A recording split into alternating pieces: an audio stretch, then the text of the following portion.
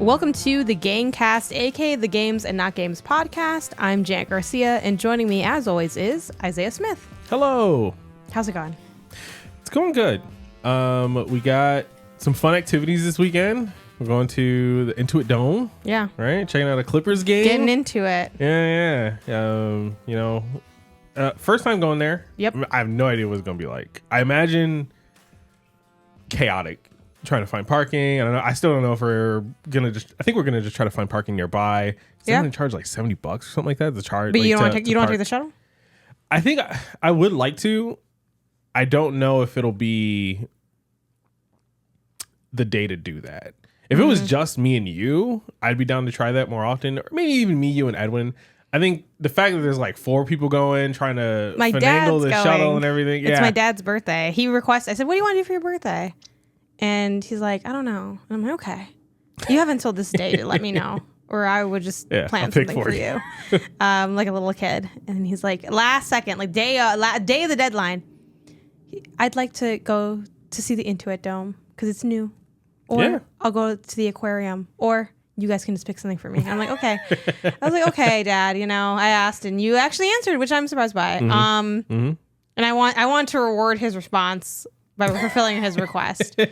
Even though I was like, we won't see the top of the Intuit Dome today. Yeah, no, fact. We won't see the whole Intuit Dome. I was like, what is the cheapest tickets that we can get here? So upon my dad's request, I'm sure we'll report back on it probably next week. Talk about the experience.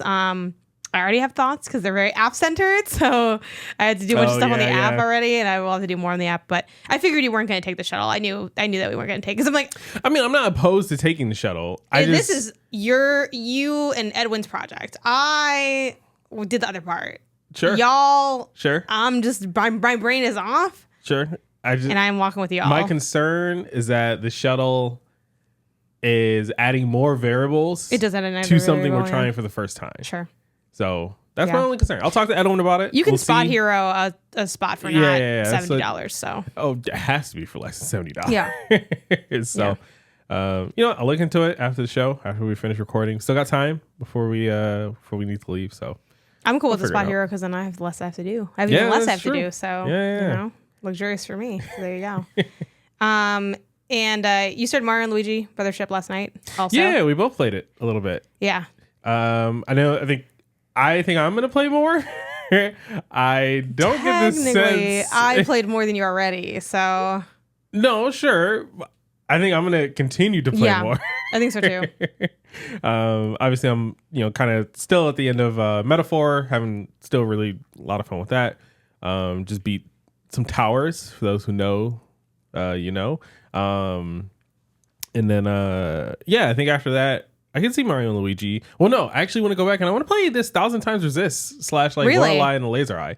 I think Lorelei will be your game. You're not a big story boy, though. I'm definitely on to Lorelei for sure, but I've heard nothing but like my timeline, my feed is like every day someone's just saying something about 1,000 Times Resist. So I at least want to try it. I don't think I'll necessarily finish it. Right? I could bounce off of it. I want to give myself that out for sure. Sure, but people are talking about it. They got good things to say. But what people? Story people. I guess it is. And I'm a story person myself. Fair. And I enjoyed that first episode or first chapter of 1,000 Times Resist, but I just wasn't able to make more time for it. But I mean, you like Edith Finch, so you can like story games. Yeah, Edith Finch, fucking real good game. Real good I have game. no idea what this isn't Edith. I just have no idea what makes you like a story game and what doesn't. Because I've played plenty of good stories, and a lot of them you don't care for, so I don't know what you want out of a story game.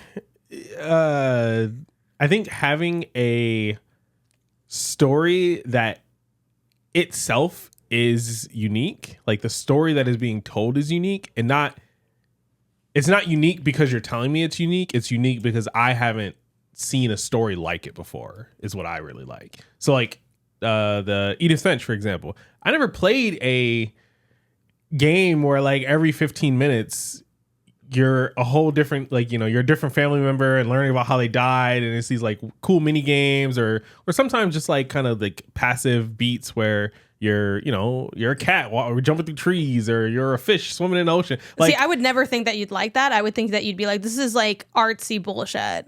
Well, it is, but it's good. But it still needs to be good. You can't just be artsy. You can't be artsy for artsy's sake. I know, but I think there's we'll see how things go over time because I have no idea how you feel about story. And that's the reason I don't recommend almost any story game for you because a lot of them have like artsy bullshit. So, which I like. I think when it's done well, it's good. But I've always gotten the sense that you just don't really like that stuff. So it's like, I don't know what makes, I don't know what creates the outliers. Sure. But also maybe I've been selling you too short. Maybe I should be asking you to play more of these games and you'll like more of them than I think you will. And the reason you don't like more of them is because you just don't play them. Yeah. So, but yeah, maybe. I don't know. I'm down to try. Throw some of your best at me. We'll you played Gone Home and you liked it, right? I played Gone Home and I really liked it. Did you play Firewatch? But now that I've played Gone Home, I don't want to play anything else that's just like, oh, this is Gone Home, but something else. You know what I mean? But X or but Y. I don't think there's... Again, I don't think there's any game like Gone Home. I don't think I've never played another game like Gone Home, to be honest. All right. Great. Cool. Did you play Firewatch? I started it. I didn't finish it, but then I watched you play and like got the story. Did you like it? You playing it. I thought it was cool. Yeah. Okay. Yeah. Maybe you actually like story games and that this whole thing has just been a lie. Yeah, you've just been seeing me in this certain way, you know? Maybe. I don't think you're a story boy though, because I feel like you see me play story games and you don't give a fuck. Am I making that up? No? But again, is it an interesting story because the story is interesting, or is it an interesting story because the story says that itself is interesting? Like, you know what I mean? Like I wonder, do you need like big mechanics in your story games? I don't need it. No. Like, again, I don't think Edith Finch has big mechanics. It has a lot of mechanics. Edith Finch is a pretty mechanics heavy game for story games. As far as story games go, like it's pretty active for a walking sim, I would say. Okay, well then I guess I do that. I don't know. Like I'm not saying I need it, but I definitely like that for sure. How about, did you play One Night Stand? No. Maybe just start playing some of the story games I like and see if you like them, and then I think we can learn more about like.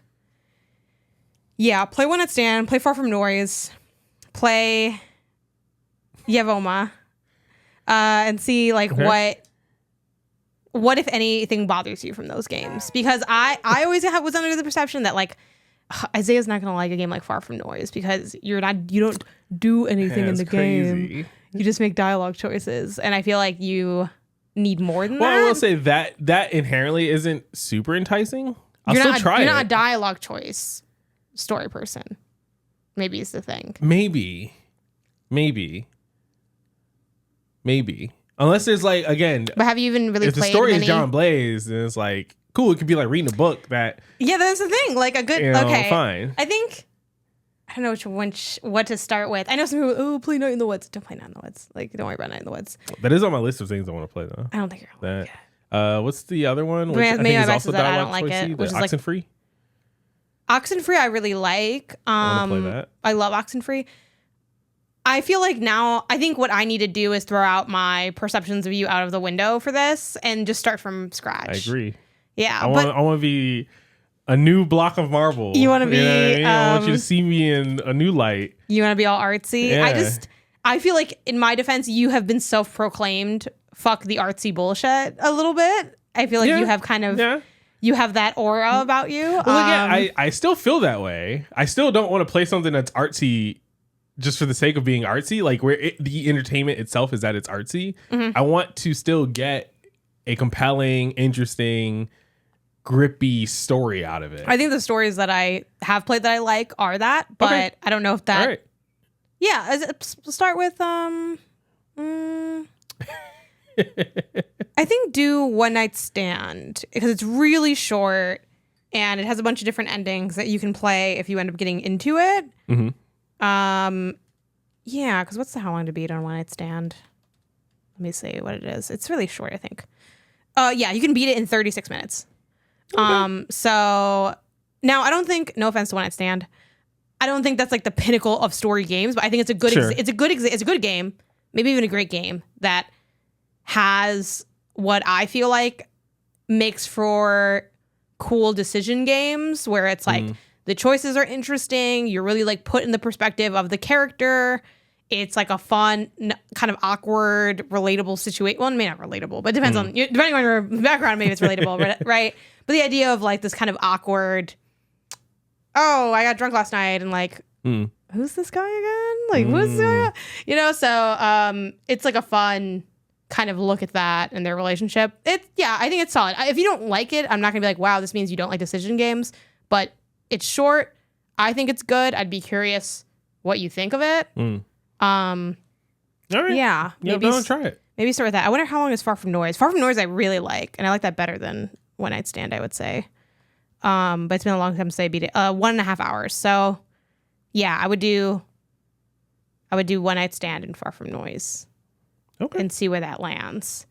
And depending on where those land, like other branches may form. Because I have like because I think as far as minimalistic story games, I have even more minimalistic games than Far From Noise. Again, you have Oma as a game I played on itch where you're just walking in the woods with your grandma. This is the whole game. It's really short. It's really beautiful. I love that game. And a game that I didn't love the mechanics of, but I really enjoyed. I kind of forget the name of it, but it's like black and white. You're driving home and the whole gameplay is just holding the button to drive, which I don't like because my hand got tired after a while. I'm like, I kind of just want to read the story. So that one's kind of a funky in between that I don't think you necessarily would like, but depending on how you feel about these other games, you might like it more than I thought you would like it. So I want to see, how far you can be pushed into the. Well, again, but they're good stories. Like they are good games. Those are two totally different things. I think it can have a good story, but from what I'm hearing, the fact that you said you just hold a button to drive. That's not a good game. That's maybe an interesting story. I mean, and you have you just walk in the woods. Doesn't sound interesting either. I think it's a good game. All right. It's just a good story game. We'll see. And again, I got to start from scratch. I know who I thought you were, but maybe that's not who you actually are. So I want to see who are you actually. I'm willing to try with some of these. Again, I would only give you those if you seem like you have an interest in those, and that'll be based on other more mechanical games. If you have other for lack of a better word, passive story games that we could try, I would say start with those. But that's what I'm saying. We're saying the same thing. Okay. It sounds like we're arguing, we're not. Like, I wouldn't give you those unless I think you're... Gotcha. You can veer into that, because I think for a lot of people, I don't get it. Like, you just go straight. It's like, I don't know. In God of War, you just go straight, but you hit square a couple times and the shoulder buttons. Hey, man. You know, but it's fun. And that's the thing. Like, I think it's easy to be like, and it's fine if people don't like, everyone likes different genres, but just because it sounds like there's not a lot going on doesn't mean that there isn't a lot going on. Because I would argue in a lot of games, there isn't necessarily a lot going on. You may be doing several different inputs, but are you really doing a lot? No, you kind of do the same thing over and over again. So, I don't think that's necessarily as genre specific as people kind of make it out to be. But sure.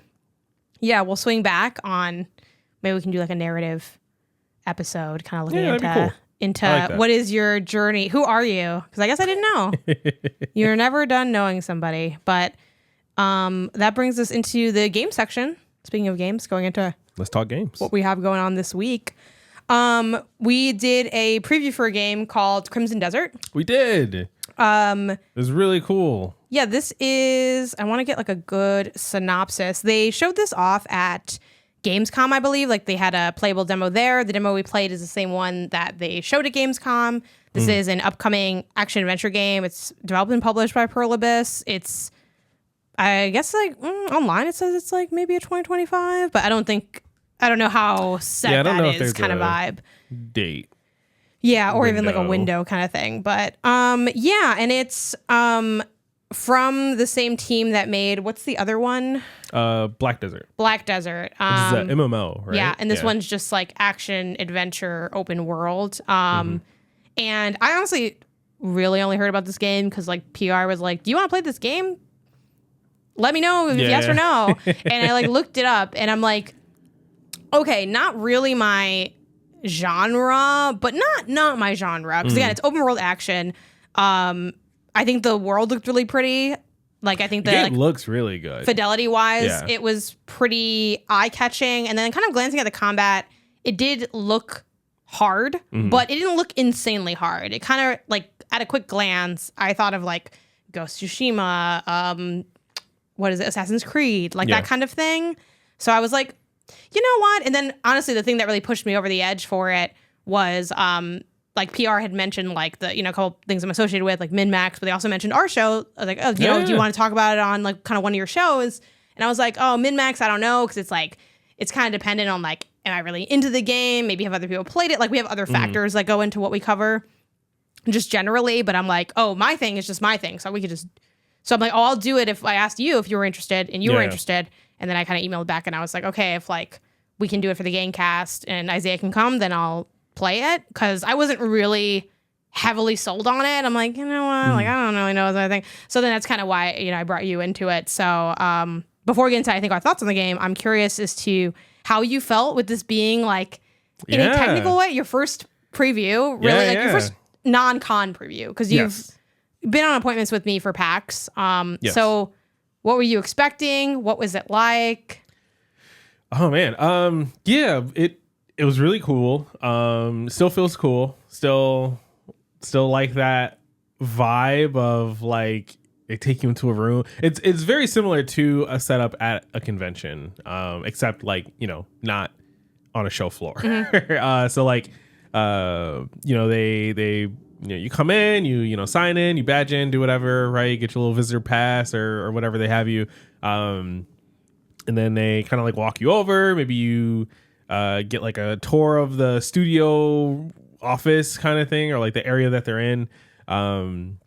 You know, light tour. It's not like you're walking around and opening doors and everything like that. But you know, most offices point to a desk when they pass it or something. Most offices have like an open floor plan, so like, you know, you get to see it as you walk through. They read someone's Slack over their shoulder, you know. exactly, get insider scoop. They take you to the room where usually there's like, you know, the game set up and it's like demo state, and you know, there's snacks, you know, you got they ask you if you want water or something to drink. They give you, you know, little cookies or chips or something. And then you kind of like go into the room, you know, you settle in. Our hands-on had two people there. Like one, I don't know what I guess he was kind of like the PR kind of I'll see if I person. can find his role proper. Yeah.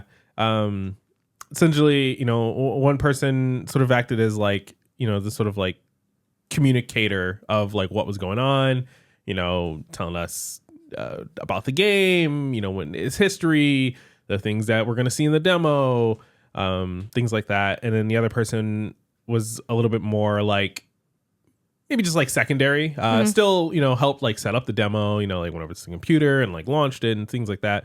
But then they, I think, more like just kind of took notes of our gameplay, almost like not really play testing, but I mean, anytime you're showing off a game, you generally want to, anytime someone is playing a game that you are working on, you generally want to try and just collect as much information as you can, as much feedback as you can. And so I imagine that is what that person's role was, which is cool. Totally fine. No qualms there. But yeah, no, it was cool. It was like cool to get an exclusive. I don't know. It felt nice getting like a little exclusive treatment, even though it's like, you know, again, like you said, this is something that they showed off already. You know, other people have also played that. It's not like crazy, right? But still felt cool. Yeah. Still felt cool. You seemed like, obviously people are listening to I don't know how much it comes across in the audio, but Isaiah was smiling this whole time. Yeah. Talking about it, which, like, to be clear, I still really like doing previews and doing like the coverage and the more like, I guess, fun looking parts of my job of like, oh, I'm there at like a studio or an office space, or sometimes depending on the preview, they might rent out a location. Like this is speaking about studios more generally, not just like this one. And you know, you might have that, especially like if it's a publisher, you know, like with the Xbox Gamescom thing I went to, like that was Xbox hosting it with several different stations for several different games. But typically that's the sort of variations. I don't think there's any other variation outside of that, really. You know, you see this is your office, a space you rented, or the studio, which is kind of just also the office, you know? Yeah.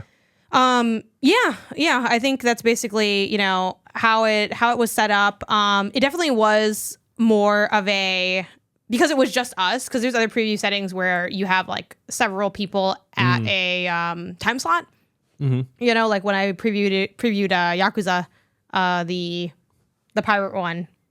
I'm gonna butcher the name because it's like Pirate Yakuza in Hawaii. It's like a really long name. Yeah. That one had like a couple people that were like, we had like, okay, you stayed at this monitor, you stayed at this monitor, and then you still have usually 2, maybe 3 PR people, but they're like standing off to the side more, or sometimes they do like stand behind one person and they like watch like one person, like and then they were like, I once was at a preview where it was like 3 stations, but one person was like facing like where the team was, and it was like a big team of people. It was like 9 people sitting there just watching their gameplay, like just talking about their gameplay. And I'm like, oh my God, like I don't like being watched. Yeah. It's just kind of a like, I don't know, like it adds like an extra layer of like, I think, there is that like, you have the option to like get information from people, but then also sometimes it's like, I just kind of want to like putz around.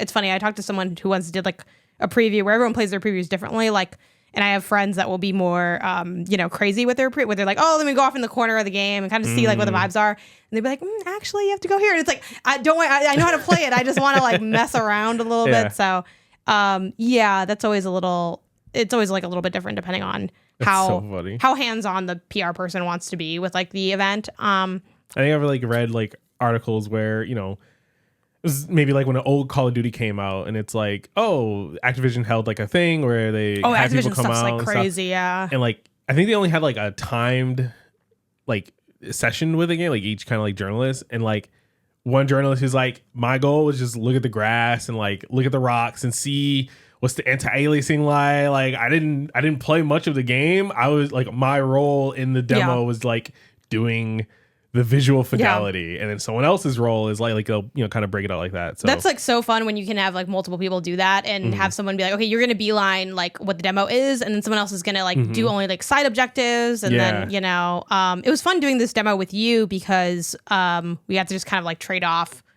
the combat, which was nice because like the thing about also playing a game is that you only it's always different when you're not like when you're watching someone's gameplay, you can kind of glean more. So it was fun to get to like have the best of both worlds where like you played, I could like take notes on what you were doing, see what you were doing, then I play, and then, vice versa. So we had the option of 4 bosses. We had like an hour or so of time. It was about an hour, yeah. We did 3 of the bosses, I think, in that time with like a lot of healing. It was basically just like a boss kind of not rush, but it's like a boss setup demo. Like there wasn't really anything to like the open world aspect, which for me, I wish I could see more of the open world. I was very interested in knowing what that was like. Because I'm more of like an open world, like an exploration kind of person. Like I'm not into heavy combat. Kind of at all. I don't even know if there's a game that I've played that I've liked that's like super heavy in combat. I really like Lies of P, which is a rarity. Demon's Souls was okay. And I know like some would argue like God of War in a sense is like a heavy combat game, even though the combat is fairly easy outside of like the Valkyrie challenges and things like that. But what were your thoughts on the game? I thought it was interesting. There's it's hard to glean too much from what I imagine, the dozens, I have to imagine, hours would be like playing the game. I don't know how long the game is. They didn't give us like really insight into like how many bosses or how much gameplay and stuff like that. But just based on the kind of game it is, I would imagine it's at least like in that 30 to 40 plus, right? I don't think it'll be a short game by any means. Sure. But like the act of only playing the bosses in this demo wasn't super enticing because the combat, I feel like, I didn't feel sweet, right? We kind of go back to like a previous episode on the sweetometer. I didn't feel sweet playing this combat, like playing the combat in the game. I felt like a rag doll just getting tossed left and right by every enemy. And I think there's some of that is definitely me, right? Like I think, anytime you are new to a game, again, we only had this small window. There wasn't too much time to like really get used to the controls and the combat and this, that, and the third. But I think another part of it is just like some of the systemic things that like are a part of the game. Like I didn't get a sense of don't hate me for this, but like a sense of like iframes when you're like rolling or dodging or anything. I think like in a mid roll, I felt like I was just getting smacked. Why do you think I hate iframes? Because it's not that you hate iframes, it's just that like I don't know, when I talked about it before, like I talk about it all the time, like I don't feel like they really give you that many iframes when you're dodging. Oh, well, like, that's a little different. So one thing about you is that sometimes when you aren't, I feel that when you're not good at a game, you'll be like, this game it's the children that are wrong. And both can be true, right? Sure. Like, I think, you know, and this is obviously not to underscore your Crimson Desert commentary, but I think, like, there are games that I have played that I'm like, oh, man, like, I, like, love this. Like, this is dope. And then I pass it to you, and you're like, no, the iframes are not right. I'm like, I mean, okay. Like, I don't know. I dodged it. Like, you know, that kind of vibe. So, but yeah, anyway, go on.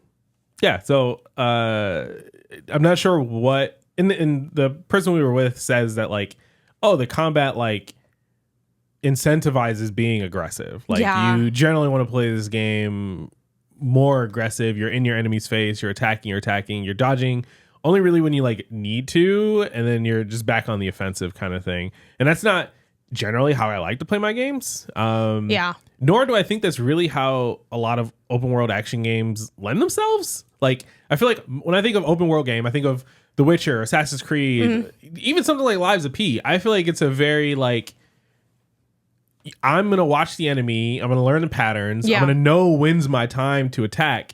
And then I'm going to go in and I'm going to, like, damage them really heavy when they, like, give me that opportunity kind of thing. This felt like I'm taking every opportunity I remotely see. And when I get hit, and I'll just get back on my feet. Yeah, I feel like the idea of being aggressive feels a little counterintuitive to, like, a very precise kind of enemy. Like, these, you know, and the bosses we had different flavors. Like, there was one that was, like, sort of, like, the one we didn't do was, like, the super fast moving one. He was, like, a guy who just moves really fast. Like, he zips around. Then we had, like, a kind of very, like, aggressive, high damage, but traditional kind of fighter boss. And I did ask, like, PR, I'm like, oh, does this, like, what relationship does this game have to, like, Souls? And they're like, oh, no, it's not Soulsy at all. It's not meant to be Soulsy at all. Which, yes, but I did feel like the, I forgot the name of the boss. It was, like, some general or whatever. The Stag Lord? The Stag Lord, yes. Yeah. Also sweet name. Stag Lord awesome name. Yeah. Stag Lord's a fun name. It's like, he felt Soulsy to me. Like, I don't know. Or, like, even, like, the big guy, like, he was like a... he was like a big monster. Yeah, what is he, like, a deer or a bear? The bear deer man? Like...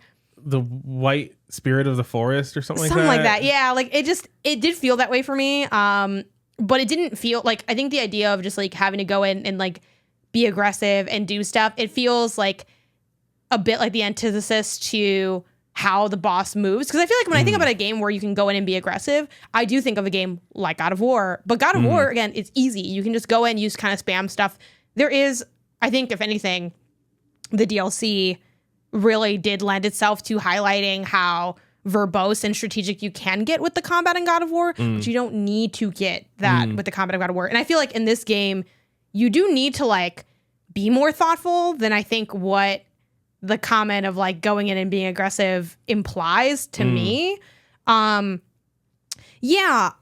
think one thing I did think was cool was the different approaches you could have to combat. Like, there was the spirit of the forest or whatever. He's kind of like this big animal thing. Like, you could climb on him and, like, stab him in the back. I thought that was fun. I thought that was a cool thing that you don't see as regularly. That could be really unique to the gameplay. But ultimately, like, I wasn't very into it. I will say a big part of that is, admittedly, it's not my number one type of genre, but I just didn't really, like, feel like there were things I was looking for that I want in a game like this that it didn't have. Like, you know, a big thing you and I talked about before we started recording, the lock-on. Yeah. Tell us to me about this lock-on. This game has what they call targeting. So you can target lock, but you cannot camera lock onto an enemy. And even with the target lock, I don't know how you felt. I felt like I would hold R1 to, like, lock onto someone, and it just wouldn't. The reticle would appear nowhere, and I'd have to, like, change the camera so that they were, like, clearly the focus on screen, and then hit the button, and then they would lock on. And you can't, like, go quickly between switch. Like, what you're targeting. You can't, like, toggle your target. Yes, you have to, like, a good word let for go, refocus on someone else. Then, and it made it feel like it didn't have many use cases in a way. Like, I didn't really need to be targeting. And then the target and the block is also the same. Yes. Essentially. And whenever you're doing anything, you are also losing stamina. Yes.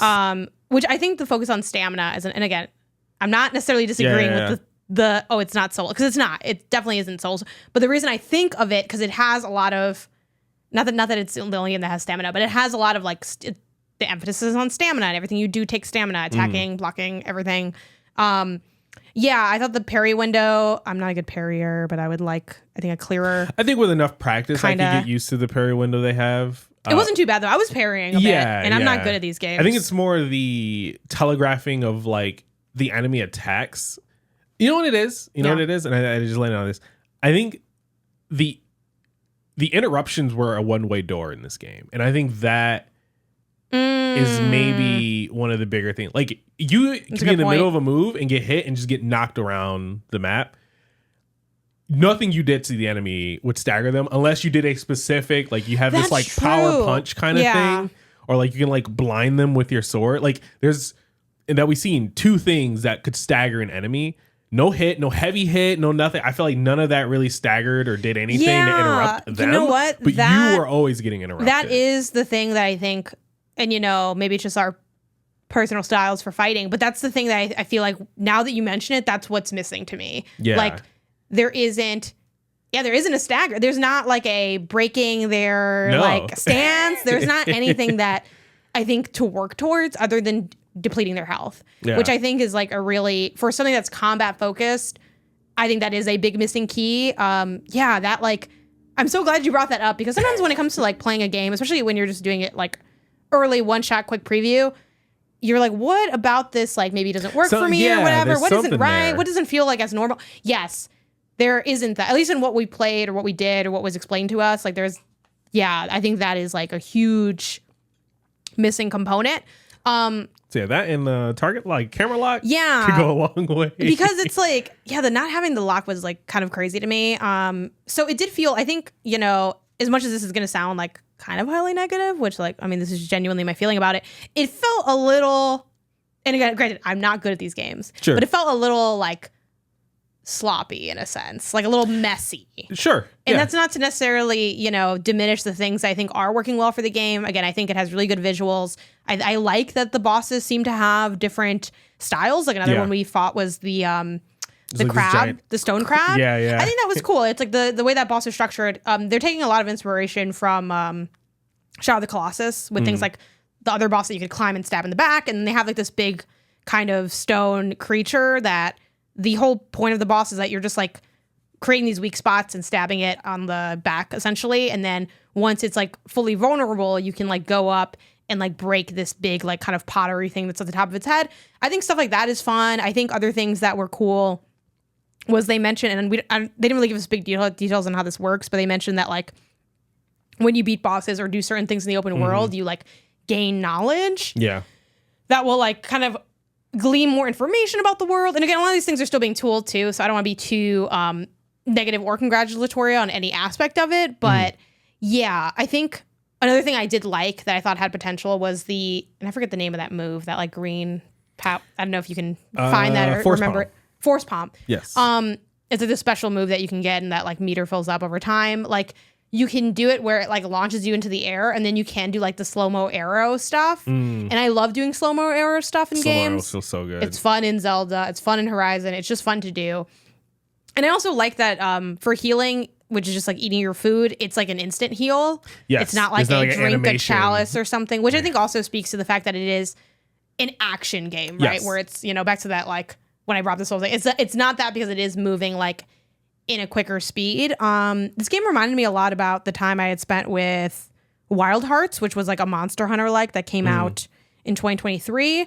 But the thing that I personally kind of like wish was there, again, this might be my bias as a player and my taste in games, is I just kind of wanted more options in combat. I felt like the combat didn't have as many options as I wanted, but also part of that is I think not knowing how to utilize the options. Because there's also like a lot of button inputs, and I would say too the button inputs are not very easy to assume. That's like, the other. I wondered because the Abyss, they came with Black Desert, you know, MMO, very, I imagine, highly PC focused game. I wonder if this game the demo we played maybe just didn't have finished going through all the rounds of like console like quality mapping of like controls and stuff. You know what I mean? Like I wonder if on keyboard and mouse would this game have felt differently, or how different would it have felt on keyboard and mouse? Is like the other thing. Because yeah, you're right. There were like a lot of like overloaded button inputs. Yeah, like the fact that Square, like we played with a PlayStation controller, the fact that Square, like, does Square do anything? Square like, I don't know. Does like a kick, I think. Yeah, what's up with that? I don't know. I think it took me a while to realize that like so much of the combat was like shoulder button based. It's just, and then I think there's also a lot of just highly technical moments in the combat that I wasn't as into, like the fact that doing certain actions, like your sword is away and then you got to take it back out. It doesn't like automatically come back out when you like go to do certain attacks. Like I do feel like there was just a lot going on given how fast the combat is against these bosses. So yeah, like I think I guess where does this leave you? Is this one that you're like looking to?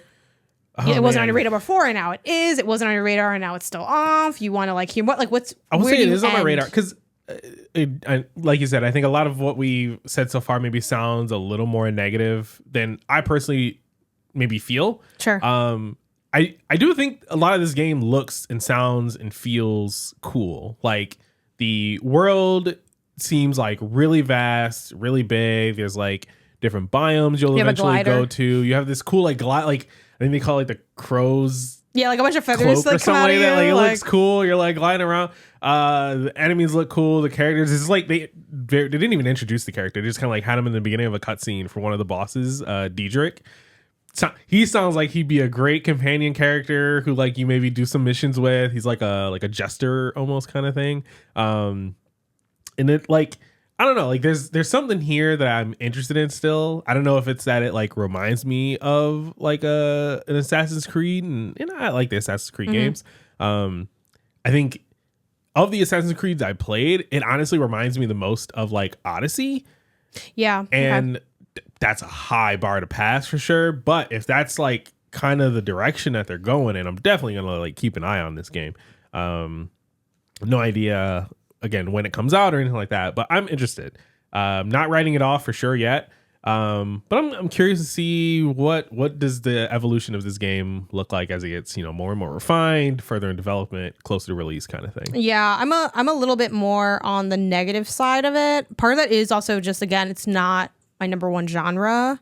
But two, I think the only thing that is keeping me from completely writing it off is I think I want to see what this game feels like when I get like a proper tutorial, because I think that would also help. I think that could maybe make it okay, and then also I think looking into what kind of ways the open world might facilitate the experience of harder combat, because again, I'm just not like a nose to the grindstone hard combat girly. Like I don't really want to be like, I don't know, like it has to be like in my style or in my way for me to really enjoy it. So I'm curious about that, but I don't know how far that curiosity extends. Like if this game just like simply comes out, it's like, am I gonna want to like, you know what I mean? Like I don't know where I want, if I want to like wait and see what the vibes are from like other people, if like I'm not really sure where I land on it. Obviously if you're interested, free way for me to know more about it from just like osmosis. But yeah, like it did not, I guess, like let's see, for where I started, I don't know, I guess I technically like gained interest on a technical level because I didn't really know much about it. And I did like the potential of things like the sword gleam for the blinding like your opponent. I think stuff like that was really cool. So yeah, I'm like at a we'll see. I don't think what I played makes me feel like it's not going to be good, but what I played doesn't make me feel like it doesn't perk my ears up all the way. Is where I'm at with it. I think if this game, the other thing is like the open worldness to the game. Yeah. If there's like cool towns you go to, characters you meet, mission, like side mission things you do, I think that could definitely lend itself really well to it.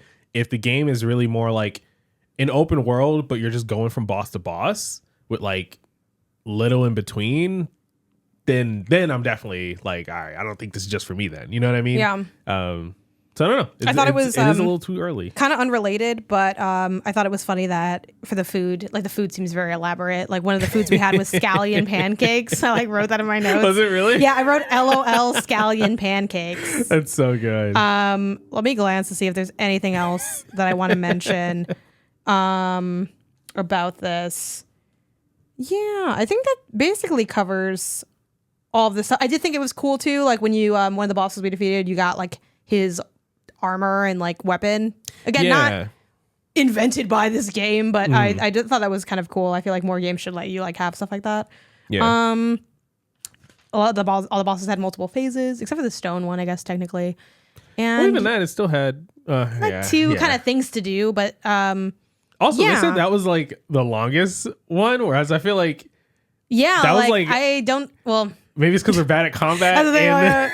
I will say too, I think we would be remiss to not mention the fact that we could not, for the fucking life of us, finish that boss. There was because there was like a special move you have to do, which is also another like concern I have. It seemed like there were things that like were really specific to the solutions of like the puzzly bosses, and I didn't necessarily feel like at this point in what they gave us for the demo, it did not have telegraphing in it, which I don't think means like there won't be telegraphing in the game. Yeah. But it is one of those things where I'm like, I hope you guys like lead us here more because it's like not very intuitive to me, but maybe that's because you threw me in the demo. Like that's the challenge of previews. Like it's always tough to say like, is this because of the game or because of the context that I'm playing the game in? The TLDR is you had to do this crazy move that had like literally, I think it had like 6 inputs, like back to back. It's like, okay, you jump with like square. I think square was jump actually. That's the thing. Like square, you jump with square. Clean. Then you hit R3 to do like the force palm. Then you hit like another button, like R1 to like, if you have a spider web equipped, to swing. And then you hit R3 and let it go. And then you do it again. But like the thing that we realized after, and we like rewatched how like the developers or QA, whoever like did the footage for that capture did it, is like, we weren't able to like manipulate the string that we were on in a proper way. But it was just like mad complicated. Yeah. And I don't have anything to say negative or positive about that. I just thought it was funny as fuck to be like, we like neither of us could do this. We like it was just insane. Like I don't know. You know, you have our footage. So I'm sure you'll put it on the video version. Yeah. To a degree, like at least put just us failing at this over and over again, which normally I'm more sheepish about because like I don't want people to. I'm like no, you try to do this and tell me that this shit is not like low key kind of hard to fucking do. Yeah, no facts. I'm sure again maybe in context that is a less crazy move when you like get to know the move set. But I thought that was really funny. So yeah, again, the game's Crimson Desert. Yeah. So there you go. That was the preview event. Yeah. Are you ready to get into the fact that we have finished Final Fantasy VII Rebirth? Man, oh man. They said we wouldn't do it. They said you're never going to finish this game. They almost were right. They said don't finish the game. They were right about that. They also said, depending on who they were, actually, I feel like people who like the game also, sometimes you ever have, maybe this doesn't happen to you because you're not as, you're kind of entering this like game critic kind of space of what the vibes are like. But have you ever had like people that like the game and they see you're not liking the game, they're like, please don't even finish it. Like, I don't want to see you drag this like, game. It's not going to change. Like, I don't want you to be involved in this anymore. Yeah, so much to say. I guess I think I want to start with where you kind of ended up here because we went on a funny trajectory here. The initial pitch for this replay, which may I remind you and the listeners that you were the one who was like, you know what? We should finish this. Let's finish it. I said, we decided no, we're going to finish it. And you're like, we're going to finish it. You said, I want to finish it on my file because I want the trophies. And I said, Isaiah, I'm farther than you. We should just do it on my file. And I have a million potions and like, I don't know, a fancy staff and other crap. So we had, you played on your file to get to chapter 10. You were at like chapter 8, I think, at the time or something. So I did catch up. So you were working to catch up to me. Maybe minus like 20, 30 minutes or something. Tasks, So tell me about your process catching up to me and what transpired. I'm rubbing my little mosquito hands together. It was... I'm not going to say as bad as I thought it was going to be. because I didn't think it would be like worse than it already was. I feel like it was as bad as I thought it was going to be implies that it was worse than I thought it already was. And it was not. It was what I thought it was. It was just that was bad. Like it was just more of this game and it was a drag. And again, the characters and things you have to do. It's just so much in this game that I feel like I could not get behind. You talk about like what kind of like story games do you like, or what kind of like the walking sim, you like this, you like that, I don't know, but I need something more than like what this game gave me, which is like a lot of tasks, a lot of chores, story and cutscenes. Well, I would never call Rebirth the story game. Oh, I know. It's never saying it's a story game. I'm just saying like the story does play a big role in the game, and a lot of people who like this game do refer to the story. I never had so much story told to me without saying anything like that. I think is one of the bit, like there's so much story in this game, but it says nothing. There's so many cutscenes that tell you nothing. And every once in a while, you'll get a cutscene that does give you the backstory to like Barrett, for example. Like that was like one of the last things I had to do is like you find when that didn't eat for you, his friend. I was like, and you do this like it's Jover. I'm like, why do I care? You didn't tell me anything about Barrett this entire game?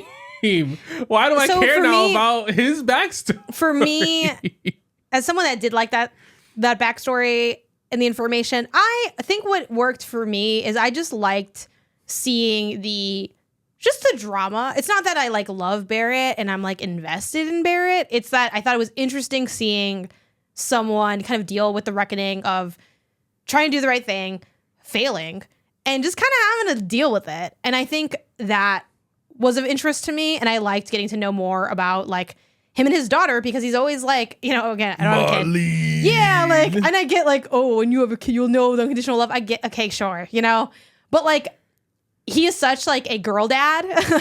He's like the girl dad of this game. So I thought it was interesting to see like how their relationship kind of came to be. You kind of learn more about like him and Marlene. Yeah. And I liked that because it's like, cool. It's good to finally like have some questions answered about Marlene, because like he's obsessed with Marlene. So obviously I want to like, that was for me why I was intrigued by that story. And I did actually think some of the like writing and the VO of some of those interactions between him and his old friend, I thought were good. You're welcome to think they're not good. I didn't. You don't think they're good, and that's fair. But I didn't give two fucks about this guy. I enjoyed it. I was like, okay, they're kind of eating. They ate this little bit up. Then the boss battle you do after that is ass. So I was like, and this is exactly what's wrong with this game, where you might have, to me, where you have like maybe a little bit of like, this could be kind of interesting, and then it's like the worst like combat encounter you've ever had in your life. But go on, I don't want to steal your moment. I think with this this segment was a great example of like you're just giving me the story for this character that I feel like you think I really care about this character when I really don't know this character, like Barrett's friend or whatever. Yeah, we see him in literal passing before this fight. And then we catch up to him, and then we get this like cutscene of like their history together, and then the spoiler, you fight him, and it's like, well, this isn't as emotionally impactful because I just learned about this guy 20 seconds ago. Like, why do I care that he's fighting? The whole mission, the whole like 3 hours leading up to this moment was you actually trying to ask Barrett, like the characters in game asking Barrett, what's going on? What's happening? Why are they mad at you? Why do you feel this way? Why are you so gloomy? Blah, blah, blah. And Barrett just being a stonewall, telling you nothing, leading up to this moment. And so like, even in game, they were like, come on, man, like give us something to care about. Tell us why. And then he didn't. Nothing here delivered. I don't think anything here delivered. And to top that all off, again, that boss fight, ass. It was really bad. Because it's a gun v gun boss fight in a game that's all about magic. So I'm like, I don't know why we have this. And then they follow that up with like this like on the back of a car rail shooter-y kind of I forgot about that. segment that just, I don't know, man. I feel like what was it that I said? I said like, I feel like this game eats for people who have never watched anime or something like that. Like, no, you said, I feel like this game is what people think anime is. Yes. And as I don't want to say anime hater, it's a little dramatic, but as an anime hater, this is what I think anime is. Because if you catch anime at the wrong time, you'll see someone being like, no, our friendship. And then people will try to tell me that's because it's the English VO. If you hear it in Japanese, does it sound better? Or is it because you can't hear what they're saying? Yeah. Because you can't understand Japanese. And so reading it isn't as bad, because reading bad writing is the same as hearing bad writing. Like, I don't know. And again, it's not to say all anime has bad writing, but it's like, if you catch like anime at the wrong time, it is kind of like hella cheesy. Like if it's I think also maybe a weaker anime, frankly. So, but I thought it was really funny when you said that, because you are correct. Because as someone that doesn't really know anime, this is kind of what I think. It's like that, you know, if you catch like a jankier anime, maybe throw some titties in there and like that's anime, you know, and it's like, okay, like what? Yeah, man. Yeah. So the last thing I want to get from you before talking about, you know, how we kind of ran into the sunset of the finale of the game and everything with, you know, avoiding pretty much all spoilers. I think it's pretty easy to talk about the game without spoiling anything. I think also there's not much you could spoil if you tried in the game, frankly. Minus like the big question of what they'll do with this game, you know, minus that. Yeah. But anyway, I was kind of surprised that you had kind of given up when I found you last, like when you hit chapter 10. Yeah. Yeah. I think if you take me to that moment of your lowest time and what you were feeling.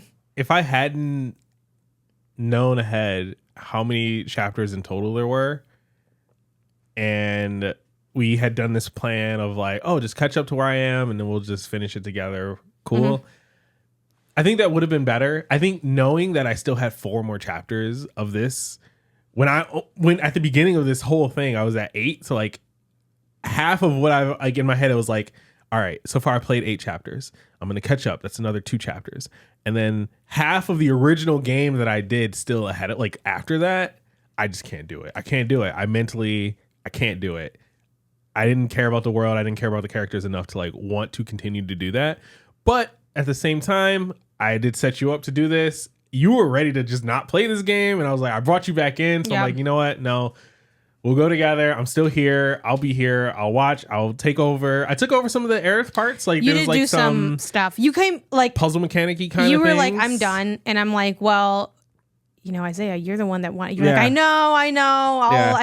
I'll help a little bit. And I said, you know what? Don't worry about it for a little bit. Take your time. Do some dishes. Eat some sandwiches. Chill out.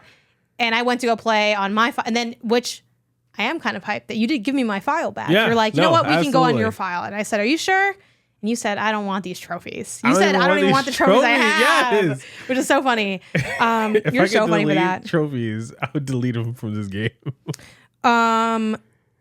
So anyway, but I picked up my file. I was playing, and I do like the combat of this game. You did mention, you were the one that brought up, oh, what if we just knock it to easy? And I'm like, it's not even that hard. So what's the point of knocking it to easy? I'm like, you know what? Let's knock it to easy. I played like not even that long, 20 minutes on normal for longer. And then I'm like, let me put it on easy, which I'm so glad I did, because there are definitely some fights that I think would take a long time. Which, to be fair to the game, again, I actually really like the combat of this game. I think it can be fun to do. Like, I remember in Final Fantasy VII Remake, I really loved fighting Hell House. The fact that it was a house was funny. The fact that it was a long, good fight, I thought, like, I enjoyed that fight a lot. I felt like I had a good time with that. This doesn't necessarily have any of the highs of Hell House in terms of like, wow, this is a funny thing to fight, you know? Maybe in the simulator or something, there's some cool stuff in there. But as someone that's like, I kind of just want to finish the game, I think easy was definitely the way to go. You got to join me with my 1 million potions and my, souped up armor and stuff. Finishing it was tough. It took a while. I was trying to look online because I told somebody on Twitter or Blue Sky how many hours it was from like where I was to finishing it. I think it took about 16 hours from where I was in the game, beelining it on easy to get through those 4 chapters. We did it across 2 days. I think 3 technically. No, because we were gonna do it originally that one day, but it got too late. Yeah, because you didn't finish your section until like Saturday, Sunday, or whatever. And then I was playing it on Sunday. I got to the last like 2 chapters, and I was like, okay, I think it's gonna be too long to like stay up. So then we finished on Monday. You did after me playing for a while, and you kind of like watched me play. Which I will say something that was funny as fuck is you were sitting on the sofa with me. and you're like watching you play is so much more fun than me playing. And you were like having a good ass time. And I was like, I just thought that was funny that I'm just like playing this game. I'm like, okay. But I enjoy being like the let's player of the house. So it wasn't that big a deal to me. And then when I took over for some of the Aerith parts, you're like, damn, it is better to watch you play than to play myself. Because it feels good to like, you get to see it unfold, but you don't have to do anything. Yeah, there's a section where you're at like, you know, this temple basically. And it's a lot of environmental puzzles. And I'm like, look, I'm also over this game and I'm not good at puzzles. So I'm like, Isaiah, let me find out what you got. You got to rotate the thing. And it's a lot of like collecting like life juice to put into like a vase slowly. And also, like, this game has especially in that area, there's so many box pushing puzzles in this game. This game loves to have you push a thing. Or I had, like, some asinine stuff I had to do with, like, Kate Sith, who, like, I can't stand, where I was throwing, like, boxes, and you were watching me throw these fucking boxes. It's just, That's really funny. We probably already, in a way, for people who, it's funny because people are toxic. Like, some people I think, obviously, like, are really, you know, mad and uncomfortable and displeased with the degree to which you and I did not enjoy our time with Final Fantasy VII Rebirth. But the sickos are like, I kind of like want the drama of you hating the game. So this is for all the sickos, I guess, out there. But yeah, I mean, again, I don't want to spend too much time harping on it because it is the same kind of conversation over and over again. But that was like the experience, I guess, of finishing it. And then let me try to think story-wise. The thing, because I don't want to like spoil stuff for people, but I was surprised by how much backtracking there was in the game of like going to areas that you have already been. I thought this was going to be a game where it's like new area, new area, and the game ends with like more new areas. And there are some more new areas like after, you know, chapter 10 or whatever chapter I was on. But I was surprised that like you went back to some other areas before. Like I just was kind of surprised by that. Yeah. I was like, there's no more new areas? Like, I don't know. And then it did feel kind of, I don't know. I think the thing with this game that sort of frustrates me as well is I felt like the target kept kind of changing. Obviously, the holistic part of the game is like, we got to find Sephiroth and stop Sephiroth. But along the way, it's a lot of just like random stuff. It's like, well, now we have to find, you know, I'm making it up just to avoid spoilers. It's like, oh, you know what we could use? We need to find a way to use this magic slot machine. Well, we need the coin. Where's the coin? Yeah. I don't know. Let's ask Dave back at the beach. Yeah. Dave, do you know where the coin is? I don't know where the coin is, but there's a map to the coin in this cave. Okay, we're in the cave. And then it's just like I feel like the end, and again, those are fake examples to preserve like the story for people if they, you know, choose to finish it off. But like, I don't know. In a way that's a lot of game constructions, but I think this is a video game where I could really see the seams of the game a lot. Yeah, and I think that's a really good way to put it. It just dragged on a lot. The backstory stuff took forever. I don't know. Like, I don't have much else to say in a way, but it just kind of, it was a lot. And I do think the ending, once again, felt like Kingdom Hearts 1, but which the last game felt like Kingdom Hearts 1 at the end as well. I know someone will say, well, Kingdom Hearts is just Final Fantasy. So yeah, I get that. I get the irony or the humor of me making that comparison, but I just feel like this, and I know like people are going to say, well, the game's about the world ending. Yeah, but why is it about the world ending 3 times over and over again? Like, I think this should have, you know, I'm with the OG haters of when this was announced. I think this should have just been one game. I think making one game into 3 games, maybe there's a reason no one made one game into 3 games. I don't think one game warrants 3 games. Yeah. It seems. Yeah. Yeah, like it just was. And Remake, I have many criticisms of as well, but I think this game especially really was just like a bloated mess. And I stand by the fact that if this game had been published by Ubisoft, people would have dragged it through the mud, saying that Ubisoft ruined Final Fantasy. But because it wasn't, they're like, I don't know, I like being with Cloud and Aerith. And it's like, why? Yeah. Why do you like being with these people? They're really empty, boring characters. Yeah, shells. It's like, okay, like the most interesting character is like maybe Tifa, just because she's the only one that isn't an idiot. Like, I don't know, you know? And like, shout out to her dad dying that one time. I feel like she kind of, you know, she walks with a different swagger than everybody else. But it's like Barrett's just to do with guns. Kate Sith is a weird cat robot. Aerith is like really powerful, I guess, but they make her act so stupid that it's just like, She's like, oh my God, what's going on? Yeah. We have to look. I don't know. She's just like, I don't know. It just doesn't eat. It doesn't eat. It doesn't. So, and I feel like I do like the combat of the game though. But after a while, even the combat, like it's like, okay, 8 million hours is the same kind of combat. Doesn't really do it for me. Like, I don't know. Like after a while, it's like it's not enough. We need all the things to work a little bit better together. And I don't think they do, but. And I feel like honestly, one of my biggest complaints, thank you, is that so much of the game, contrary to I feel like what Square Enix said with this like whole remake thing, the whole like reimagining of Final Fantasy VII, is that like you really do like you get the most out of it when you've played the originals, and you've watched the movies and you have all the character backlore, because like then you, I guess, appreciate or know more about, I guess, the things that they're doing different here. Exactly, like it's in a different context for you. So if you like, you inherently just have additional story context from playing the other stuff, even if it is maybe technically unrelated. Again, I didn't play the original stuff, so I don't know for sure. But like, I feel like I'm also getting less because I didn't play the originals. Oh yeah. But playing this does not make me want to go back and play the original. Yeah, this even though they're, I'm sure, very different. This is me being like jokey and over exaggeratory, but even though exaggeratory is not a word, but whatever, I'm going to say it. This game was a scam. Like I feel like I got scammed. Yeah. Like it's not like, I don't know. Like I just don't know. I feel like this cast of characters, it reminds me of Parks and Rec with the little horse, little Sebastian. And Ben's like, I don't get what's up with this horse. This game is little Sebastian and I'm Ben in this. I want to know. I'm like, I don't understand why I care about this horse. Someone who hasn't played the original Final Fantasy and plus games and movies and blah, blah, blah since then, right? Crisis Core and all those games, Advent Children, blah, blah, blah.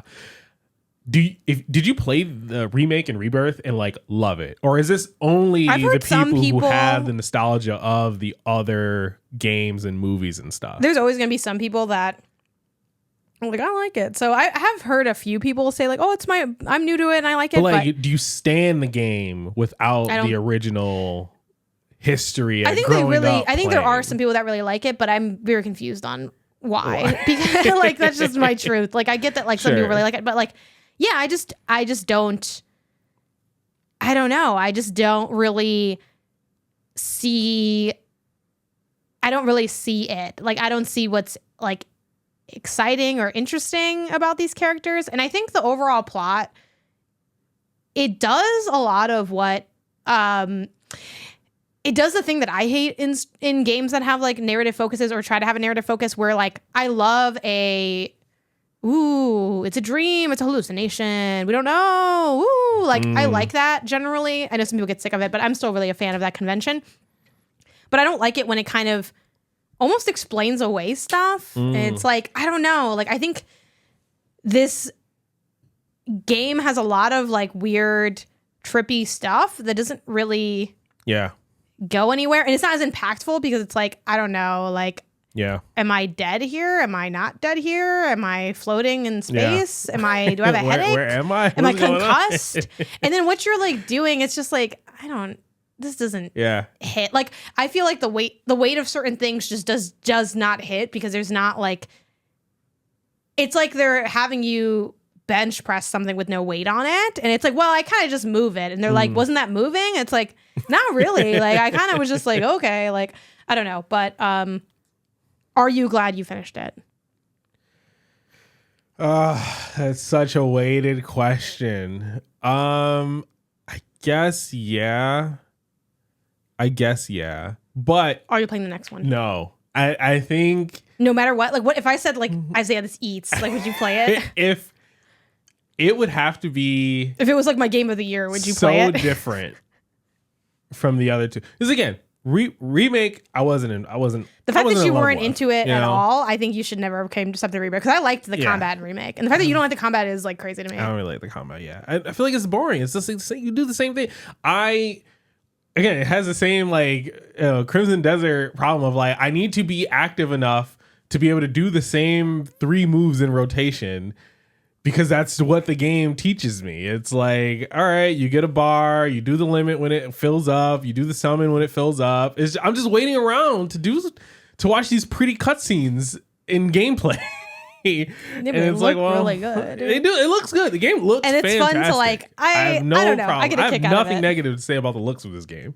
Looks fantastic, but just the gameplay is just not for me. So, will I play the next one? I think unless they remake the remake, I don't think I'm playing it. Like, they need to just totally change up the way the game is in order to bring me back in, because I don't care about the story. Yeah. The only thing I have of interest is the gameplay, and I don't love that. And so it's like, well, if you're just going to give me more of this, then I'm not here. I like the gameplay, but this was I got so burned so badly on this game and sunk so many hours into it. I think by the time I beat it, I had to have had like 80 or 90 hours into this game. Maybe like 80. I think like 80 something. Probably. Which is a lot. That's a lot of hours into a game that I didn't like. I'm literally 80 hours into Metaphor, and I love every hour. I feel like after this, I think I'm with you. Like, I'm just going to be like, you know what? You're just not going to. What's the story? Because here's the thing. I feel like, too, for my job, it's okay having like a little bit of an opinion, a couple hours in. But I do think for these meatier games, as much as I hate to say it, you kind of do need like a good chunk of hours to really have, I think, a more interesting commentary to give to it. Mm-hmm. But then at that point, it's like, again, and then I get stuck in the middle where it's like, well, I put in 20 hours. I might as well just kind of finish it up. I think I am not looking to invest in really long games unless I feel stronger about their ability to pay out. And I think with how low this paid out for me, I'm like not going to do the third one, which I know Remap Kato like loves the OG Final Fantasy. And I think they haven't finished Rebirth either. And I'm like, what's going on with that? Anyway, but they're like, oh, but this is like going to be the best part. And I'm like, it don't matter. I'm like, you like, I don't know. Like, it didn't work out. So why'd you give me 2 games then without the best? I know. I think I also am going to try. No promises, because again, I have the job that I have, and it is like fun to be. I like talking about games. Yeah. But I'm like, you know what? It just was. There's a chance I play it if there's like a less hour county year, but this year was so packed with hour count games. That's true. I regret having started this game, and I regret having picked this as like the one I'm running with. Yeah.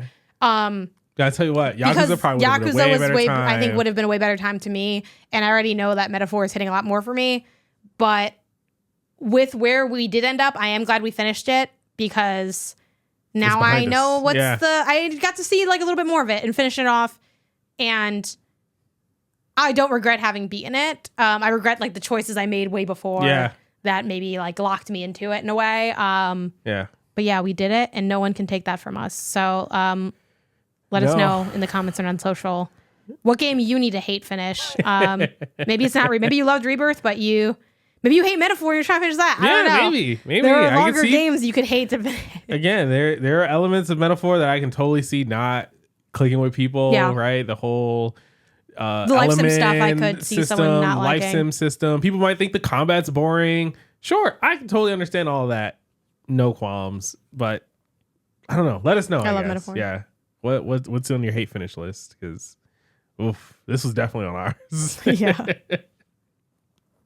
And now for our not game section, we are talking the Grammys nominations, but also music at large. There's a lot of directions we can go in for this, but I want to open it up with you, Isaiah, because I wrote down a note that says Isaiah wants to talk about how much I like music and how he doesn't know anything and also doesn't understand why I'm so into music. Yeah. So, and I think you've mentioned this before on the show.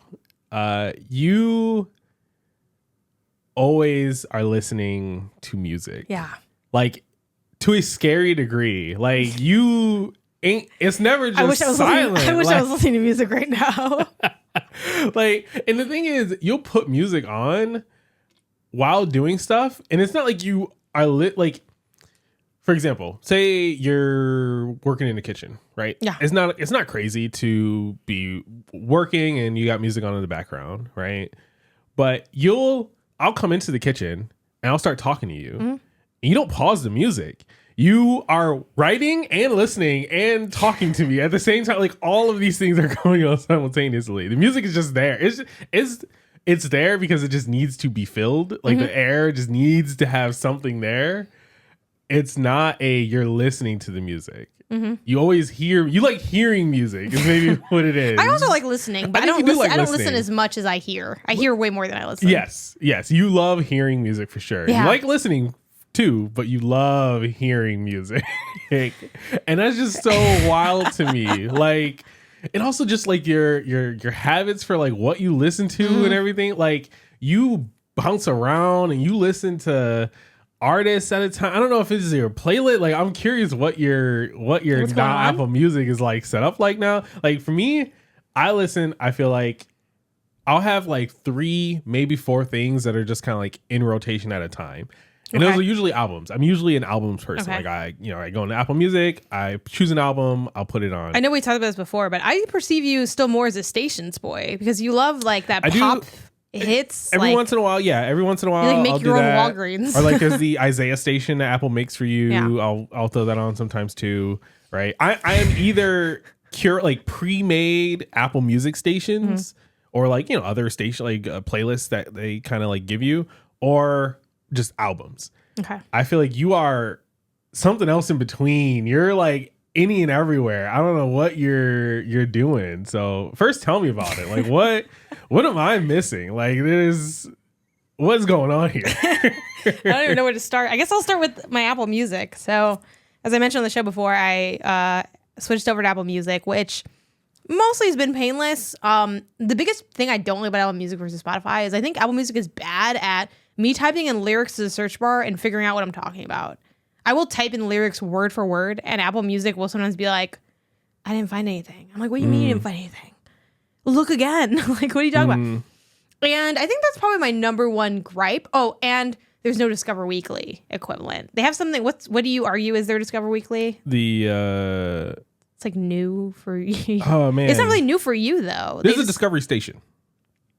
But it's not necessarily like about your me. Yeah, station. I want them to. You're stealing my data. Put it to work. Put it to use. I think that's just your play, like your station, like the Janet. But I don't want what I'm listening to. I want what you think I might want to listen to. I don't think it's just what you listen to. I think they inject some new things as well based on your listening habits. Whereas the other one is like pure.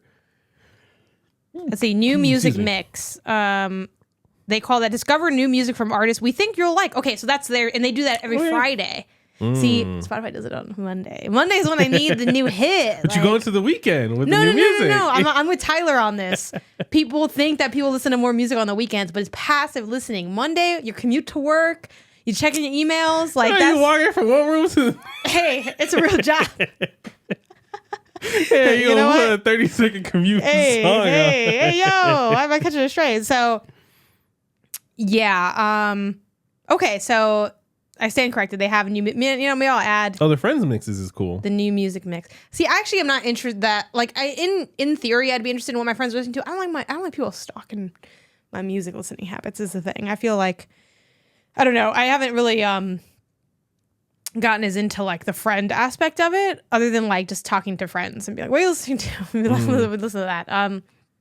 Okay, so what am I doing on Apple Music? We'll start with that. I am largely listening to albums.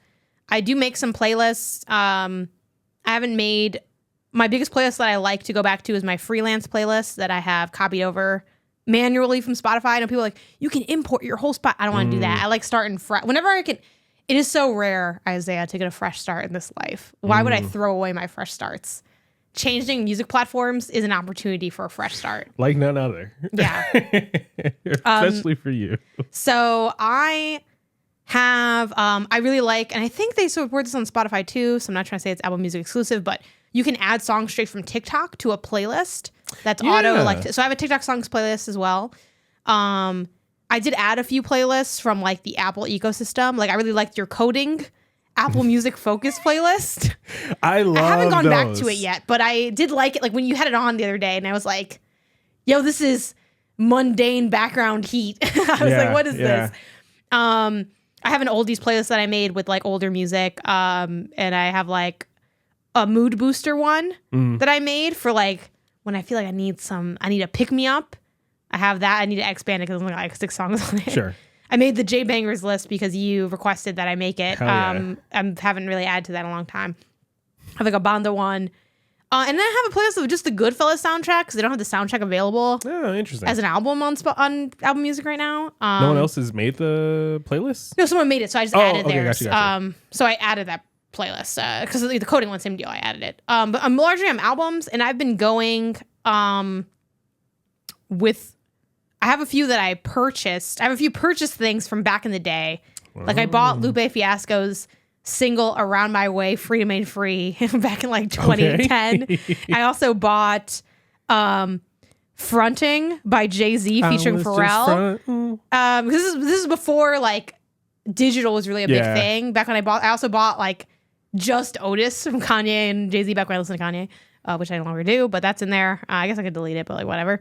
And I have a couple other like old like back when you bought like songs sometimes, like I had a couple songs. But outside of that stuff, which I honestly, I kind of want to clean this up because this is kind of a messy beginning. But after that, it's just like, and I also bought Beyonce's Lemonade. I own that. I bought it because at the time, I think it wasn't really anywhere. And it's like, you have to just buy it. It has like the film on it and all that. When Lemonade came out in 2016. So I have that. Those are remnants of like OG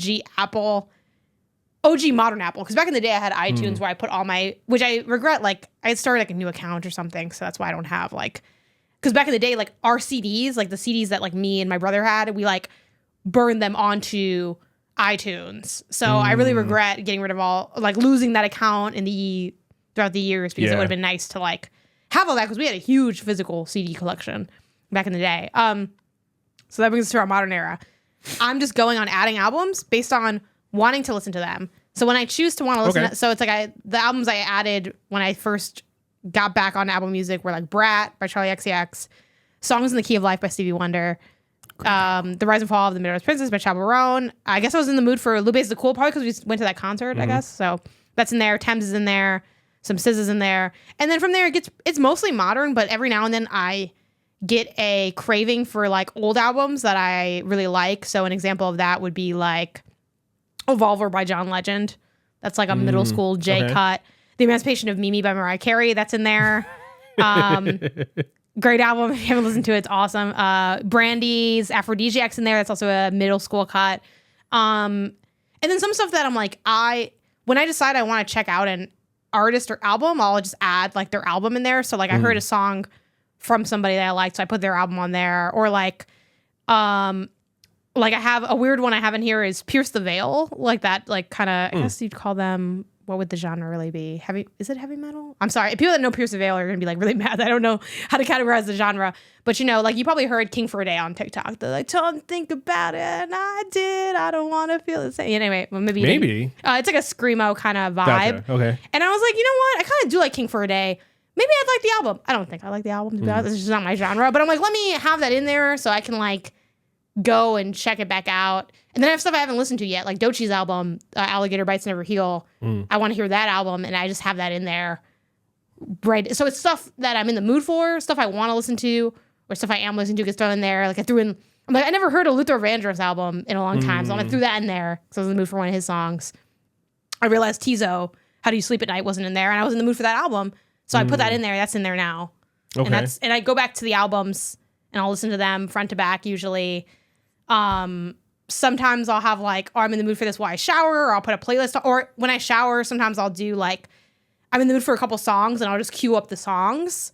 So if I was less lazy, I'd probably make like some shower playlists and jump around. But it's like, oh, I'm in the mood to listen to like this one Peso Pluma song, but then I also kind of want to throw in, you know, Grupo Frontera, and I'll throw in like you know, whatever, the Harley Quinn song that I'm always playing. It's like I'll throw those in, and then I'll throw maybe like one other one to make sure I have enough time to take the shower or something, and then I'll have that queued up, and I'll just go. And then I think the last use case is I'll use songs as timers. As you know, I'm always listening to Freebird because it's 10 minutes long. Another one I've been hitting up a lot is I've decided to use Euphoria as a good one because it's like 6 minutes by Kendrick Lamar. It's okay, it's like longer than a regular song, but it's not like super long. It's let me just clean up the kitchen table while Euphoria plays, and as much as it gets cleaned, that's done. When I came in this morning to set the studio, same deal. I'm like, I'm gonna put Euphoria on, and whatever I get done while Euphoria is playing. Okay. And it's a time box song, you know? Yeah, and that's what I am doing. But while I was describing that, you looked confused and concerned, like you were learning about a new society. So what's going on? I was gonna say the one thing, and not to sound like like this is like an ad for Apple Music or anything. I've used Apple Music for. I've never actually used Spotify like as a listener. Like I've used it in passing, just like like you give me your phone or something like that, and I gotta operate Spotify for a second. But for the longest, I've just been an Apple Music person since it dropped. And so one of the things that I really like about it, which I'm assuming that other platforms also do similar things, is that they'll have like essential albums that I think are curated, like essentially just curated playlists for artists. Like if you go to, I don't know, Pharrell, or you mentioned, who's the Scream? Pierce the Veil. Like I imagine if you go to their like the Apple Music channel, they'll have like, Pierce the Veil essential tracks or essential songs or something like that is like a good way. Like I'll use that sometimes to like, you'll tell me an artist that you heard on TikTok or something like that, and I'll be like, oh, you know what? I like that one song. Let me see if they have an essentials that I can like listen to and get a vibe for them before I go like really diving into their discography. I think what I wish you could do more with Apple Music, and this is true for Spotify as well, I want to be able to like curate what my homepage looks like. I don't like that it's just like a bunch of crap. It's not that, and by crap I mean stuff. Not like the stuff isn't good, but it's like I go to home, it says like top picks for you. Okay, like I'm not mad at that. And they have like listen again. It's like topics for you listening. They have listen again. They have Coldplay Parachutes. So I listened to that album the other day. Made for you, the new music list. Stuff featuring Nirvana, like Nirvana and similar stations. Feel good. I don't know what that's going to be. That's just songs that I guess they think. Another thing too is when you click feel good, it just starts playing. I hate that it doesn't show you. Like you can hit the. Well, I think it might be if it's a station, it'll do that. Yeah, I think that's uncomfortable to me. I don't like that not seeing what the station has. Yeah. I find that weird. Fair. But then, after they've recently played, then for me, they have like rock. Then they have like more like this album you listen to. Then they have made for you. It's a bunch of plays. I just feel like the order is really like random. Like, and then they have stations for you. It's like, why don't you let me? I want to be able to make this into what I want, where I would probably pick, like, of these things I'm reading off to you, new releases for you. That's interesting to me. I would put that someone there, But I don't need, like, I love Beyonce. I don't need the world of Beyonce that you have there as a carousel of all her albums. Sure. I like Pablo Honey. I don't necessarily need more like Pablo Honey, Yeah. It's like, I don't know. But, like, Música Mexicana, like that, maybe I would want because I, don't know as much of that genre in a sense, kind of stuff. I don't need the world of Taylor Swift. I don't even know I don't even have any of her albums on the Apple Music thing. I guess they just knew that I listened to Midnights before. I don't know. Like, I don't need new Jack Swing. I don't even know why that's in there, Oh, I like that song. Is it an album or song? I assume it's the genre, right? Oh, is it? Revisit the dance-ready sound that transformed the 80s. Yeah, Jack Swing, like the style of music. Oh, I guess you're right. Yes, sorry. There's someone else named Jack Swing. Yes. They have a category for me, freak folk. I don't know what I'm curious now. Again, it's about discovery. You gotta find. I want to discover. I want to go down the paths I'm excited to go down. You don't have to click in. They're like, you could just scroll by. But I'm not going to scroll by though, because what happens is I just don't use this home tab. Okay. When I'm on the home tab, I leave. The only tab I just go to library. I'm just going straight from my library. Really? I don't go to new. I don't go to radio. I very rarely go to library unless it's like, because again, most of my stuff, I'm finding it and then it's in my recently played. Like I stay on the home tab and I scroll like half an inch to get to recently played, and like all the music I listen to is just in this little bar. I will say something cool. They have Grammy noms as a tab in here on the new, but I've never even looked at the new, if I'm being honest. I'd want to flip the new with. Why is the home not new? I go to new a lot. I need to start going to new more. I've never been in here, and it's pretty good. Yeah. Everyone's really talking about it's cute as a tab too. But so what are you doing? You're just going to whatever you recently played. You're just listening to it. So I'm starting with recently played. Usually when I'm opening up, it's like, oh, I want to listen to something. Okay. I'll open up. I'll go to recently played. I'll see Igor or Chromacopia or the LA Galaxy playlist or. Halloween party when Halloween was around. I was like, you know what? Sure, I'll just throw these playlists on. Cool. If it's not something like that, if I'm like, oh, you know what? I really want something new. Like, all right, these are kind of waning, I want something new. I'll go to a new tab. I'll see latest songs to see just like what, either latest songs or new albums to see like, oh, what's going to be my next fixation, basically. I'll be like, oh, okay, say I hadn't listened to Chromacopia. I'll be like, oh, Chromacopia came out. Let me listen to this. I'll see it in the new albums, the new released albums. I'll click into it, add it, play it, and then go back next time I open it up. It's in home. I see Chromacopia. I'm in Chromacopia again. I'm not doing any of that. Yeah, I go to library and then I go to albums. That's I scroll That's or I search in there. wild. Yeah. I also have I don't think I have. I got a good amount over the years. I got a lot of stuff in my library. You probably so have maybe a lot that's of why albums. I also don't like libraries, because it's like some stuff in my library I don't even like to listen to anymore, you know? Why don't you take it out? Because then I gotta filter through my library.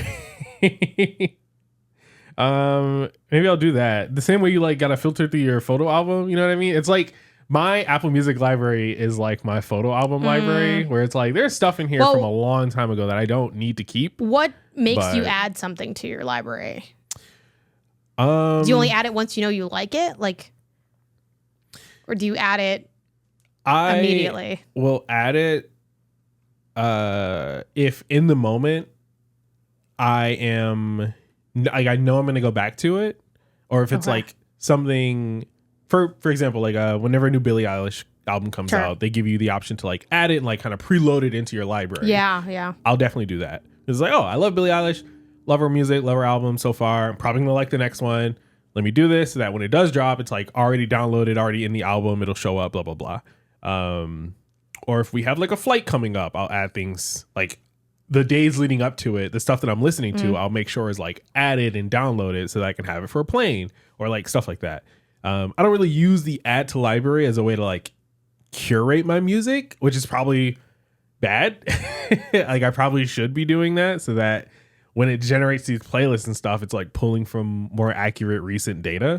So yeah, maybe I'll go through now and actually filter through my library and see so much junk in here. Like I have so much. I apparently at some point I went through and I did just like all of the 8-bit universe. Oh, like just a bunch of 8-bit songs? Yeah. And it's like, all right, I'm not going back and listening to those really. Like could probably get rid of those, right? A lot of these are like single. I hate single albums. Like or like single. Like it's just the singles only on the album. Yeah. Yes. I hate that because that dirties up, I feel like, the sanctity of the library that I do have. You know what I mean?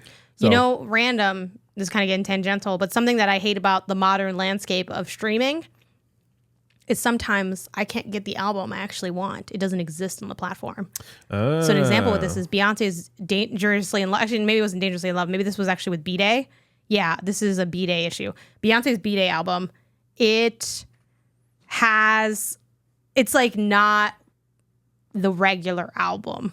Like they have, like I found the closest to regular was like the one that I added to my Apple Music where it ends at like Resentment. But 11 Encore for Fans, Listen from the Dreamgirl soundtrack, and the Get Me Bodied extended mix were not on that album. Like when I was a kid and I was in middle school and I got that album and I put it in my CD player, it had tracks 1 through 10. And I don't mind having like, deluxe edition, whatever. But sometimes I want the raw, regular, degular album. Yeah. And sometimes they don't have the regular, degular album in there anymore. And they have like all these different cuts, but the cuts aren't like the regular album. And I don't like that because sometimes I want the regular album. Yeah, at least let me like then remix the album once it's in my library. Like delete the track or reorder or do whatever. You think you can delete some songs individually? I think you can delete the download. I don't know if you can delete it to where like if you were to play the album, it would skip the track. You know what I mean? Oh, I don't know. I have to look into that. But I find that a little bit annoying. Yeah, that's fair.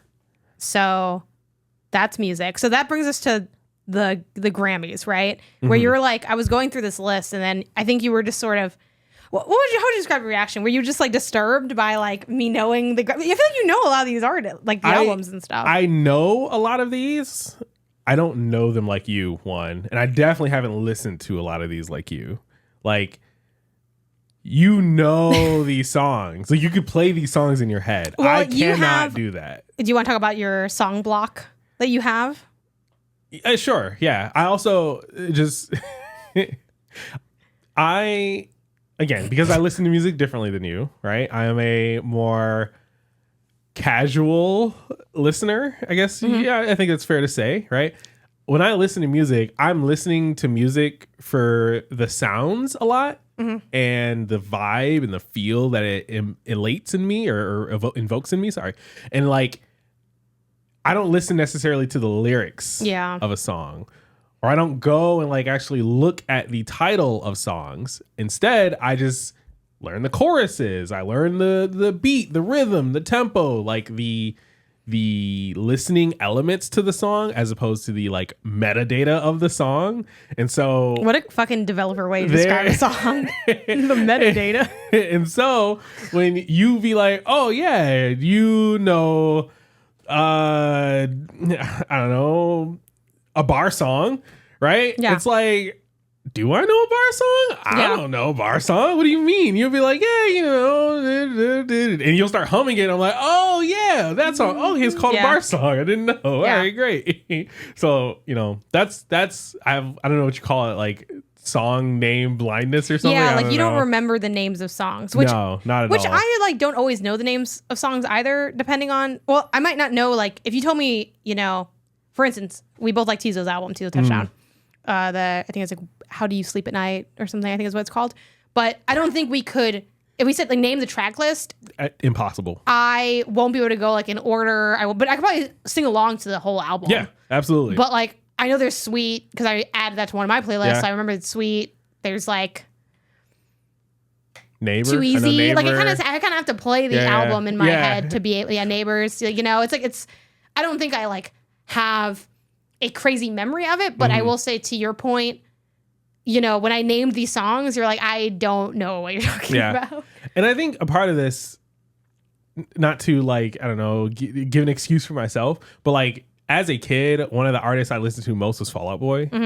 And Fall Out Boy, there's not like, you know how most people like, oh, the song is named in the chorus, or like the chorus just repeats the name over and over, so like it's very easy to associate a title to a song based on that. Fall Out Boy, throw that shit out the window. There's like next to no naming pattern when it comes to their songs a lot of times. And so I never bothered to learn the names. It was like, why am I gonna learn this name of that's never said in the song ever? It's not even remotely like, there's a song called like I Slept With Someone, Fall Out Boy, and all I got was a song named after me. That's nowhere near, like, it's not in the song. it's like a song like our lawyers made us change the name of this song or something like that. Like, it's just like it's fucking anime names as song titles. Yeah, is Fall Out Boy the anime band? Yeah, and it's like, how am I gonna know what song that is based off the title alone? You can't. And so I never bothered. So to my credit, This is the I was born in this. This is the insane asylum. What's your favorite Fall Out Boy album? Ooh, probably Infinity on High. Is that what you think I should listen to? Is that your rec also? Yeah, I would say yeah. I think Infinity on High. I think if you like Infinity on High, Follow That Duel is also really good. If you don't like the more modern parts. See, and when I click on it, you know what comes up, Isaiah? The deluxe edition. I'm gonna get the regular tracks 1 through 14, and because also with the deluxe edition, sometimes they just be doing stuff in the deluxe edition. Like I feel like it's not like I want the regular. I got the regular. Cool, I added that in there. Yeah. Because I never really listened to Fall Out Boy, so I don't really know the vibes are there. I will say, if you don't like Fall Out Boy, but you're still like willing to try something like it, I actually think Panic at the Disco is maybe a bit better now. Okay. Because they've kind of kept that same sound, that same vibe, but like continue to do it. It's a little bit more modern. I don't mind if someone's washed. I mean, I like Foo Fighters, and that's fair, their like last really good modern album was like still like a decade ago, which is kind of insane. Yeah. And what's funny about Foo Fighters is it's not even like the new albums are even that bad. It's just like, this sounds like someone was trying to make a Foo Fighters album. Like, yeah, it's like you're almost like parodying yourself. This sounds like someone who was like, you were really inspired by Foo Fighters, but you didn't quite make. You never learned. You didn't understand what made them Foo Fighters. Yeah, it's like not very good. But that's so okay. Funny. You know, sometimes your shit just doesn't hit as much anymore. Yeah. Yeah. But I guess let's talk a little bit about the Grammy noms then to unpack further this stuff. So we'll start with Song of the Year and you tell me if you know these songs, okay? Yep. A Bar Song, Tipsy. Do you now know this song? Yes. Pull me up a double shot of it. Shabuzi, yeah. Birds of a Feather. Yep, love it. Billie Eilish. Die With a Smile. This is the Bruno Mars, Lady Gaga one, right? I couldn't sing it to you right now, but if you played it, I would know it. Like, okay. I know the song. Good Luck Babe, Chappell Roan. You got to sing it. I don't even know it in my head right now. I don't even know what song it could be. The good luck, babe, good luck. You have to stop the world just to stop the feeling. Good luck, yes. Okay, babe. yes. It's fine. It's cool. You can say that. We're singing Chaperone's government name on here. You went way further than I know. I know the... Well, that's why let me jump straight to the chorus. Yeah, I should have started there, but I tried to jump into the chorus. Yeah, you know the pre-chorus. Yeah, which I think is the, that's probably the most recognizable part. Not Like Us, Kendrick Lamar. Yep. Okay. Classic. Who doesn't know that one? Yeah, honestly, I do think it's big enough that I think even if you are like, I don't know anything about hip hop, I actively run in the other direction. Does your I think dad know Not Like Us? Oh my God, that's a great question. I feel like he has to because of sports. But I don't know. We'll find out. We can ask him today. Yeah. All right. No offense to my dad. Maybe offense. But there's not a lot for us to talk about with my dad. So I think this will be an easy pull to see. Okay. Please. Yep. Sabrina Carpenter. Okay. Because it's in the song. Yep. Texas Hold'em by Beyonce. You'd have to sing it. Texas, hold down. I know of the song. I don't know the song. Apologies to everyone who has to hear me sing during this episode because Isaiah doesn't know. There's going to be a lot of that. I'm sorry. What is your song of the year of these songs? So you do know. Oh, Fortnite by Taylor Swift. I forgot to mention, but I don't think you know that song. Yeah. It's a Fortnite something. I barely know it. I only heard it like once or twice. It has Post Malone in it. So I mean, if I had to choose, it would be between Not Like Us and Birds of a Feather. Honestly, I actually think other songs on Billy's album are probably my favorite. So I'm gonna go with Not Like Us. I think that like if you had to do a year in review or like a recap of 2024, Not Like Us is on there. I agree. So, I think putting music aside, it's just a thing of this year. I think it was such a cultural touchstone for what the year was. And just to kind of give the rationale or whatever, because what we alluded to before, it's such a big part of sports. Yeah. Now, it is the new Seven Nation Army.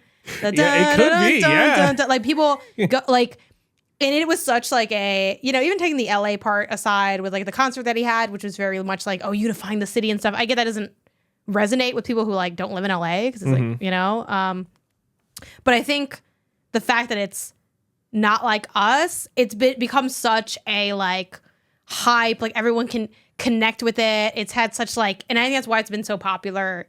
And so, when the Dodgers won the World Series, it's like it was crazy. It lets you get behind that us versus them mentality. Yes, it's just such a unification. I think Kendrick's so great at making unifying songs. Like All Right was such a unifying song, and when that can't be all right. Yeah, it's just Kendrick's so talented at that.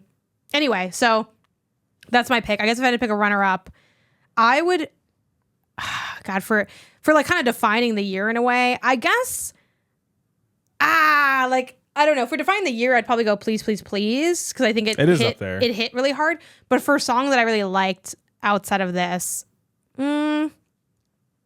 probably, because I don't know if it's anywhere else. I guess it's in other places. I don't know. Maybe it would go Good Luck Babe. I do think Chaperone, it's been the year of Chaperone for her popularity, and I think she does have really great artistry. So I probably would go with Good Luck Babe if I didn't pick Not Like Us, even though I think the most popular song outside of Not Like Us is Please, Please, Please. But I think the artistry gap between the two songs is like kind of massive. No offense to Sabrina Carpenter, but I also think Sabrina is why I like her album and her music. I think she's one of the weaker artists on a lot of these lists. Like I just think she's just getting going on developing like her sound and her personality. And I think we haven't really seen like, the ebbs and flows. I think Billie also suffers from being a bit of a one-note artist too, but I think her artistry is more compelling than what Sabrina does. Ooh, I don't know if I wouldn't say she's one. I feel like her more recent albums are actually very different from her earlier albums. They all sound the same to me. They're sound good, but they all kind of sound. We have the vinyl up. Like her earlier albums were much more. I'm not gonna say grungy because that's not the right word, but they were more like moody.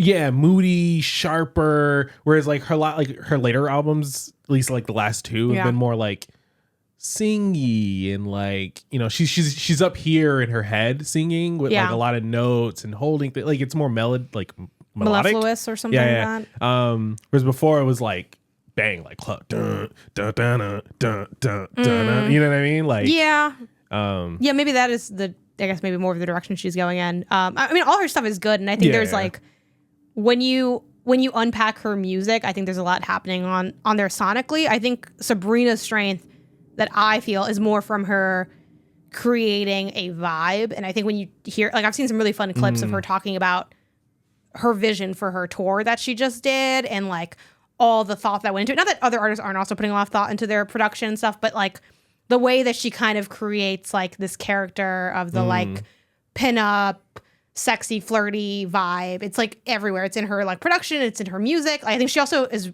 I think we can't like understate how hard it is to make catchy music. And I think she makes some of the catchiest music on here. Sure. But I think like someone like Chapel, I feel like has catchy and a little bit more intricate artistry to me. But I think if we're just going off popularity, Please Please is definitely a big contender for, and also for like iconic song of the year. I think Please Please was pretty big. I'm surprised. I'm a little surprised they chose Please Please over Espresso, because I feel like Espresso was a bit more like that me espresso. Yeah. It's also possible. I forget how the Grammys work. I know like artists also submit songs, so maybe she didn't submit Espresso. Okay.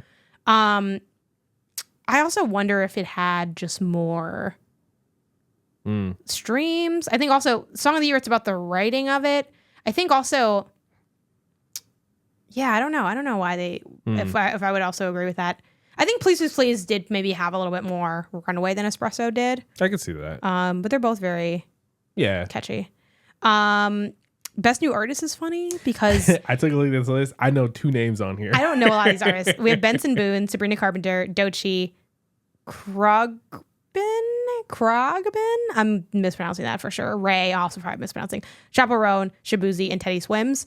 I know Shabuzi. I know of Shabuzi. Yeah, but from the bar of our song. It's so funny because a lot of these artists are not new artists. Shabuzi's not a new artist. Sabrina ain't no new artist. I feel like I'm not sure about Doechii offhand, like how long Doechii's been around, but new artist is weird. I think it's like, oh, like you're on the scene new. You're new on the scene. Kind of, but even that, like Shabuzi's been making music since like 2018, 2019. Sabrina's been making music for freaking forever. This isn't even her first big album. Like her like Emails I Can't Send was also notable. It's not as pop. So they treat new artists really weird, where it's like it's new to me almost, where it's like, oh, like the culture is like, hey, you just got here, right? It's like, actually, this is my 4th album. They're like, yeah, best new artist. Like, so it's a little weird. I think I go Chappell Roan on this. I go Sabrina.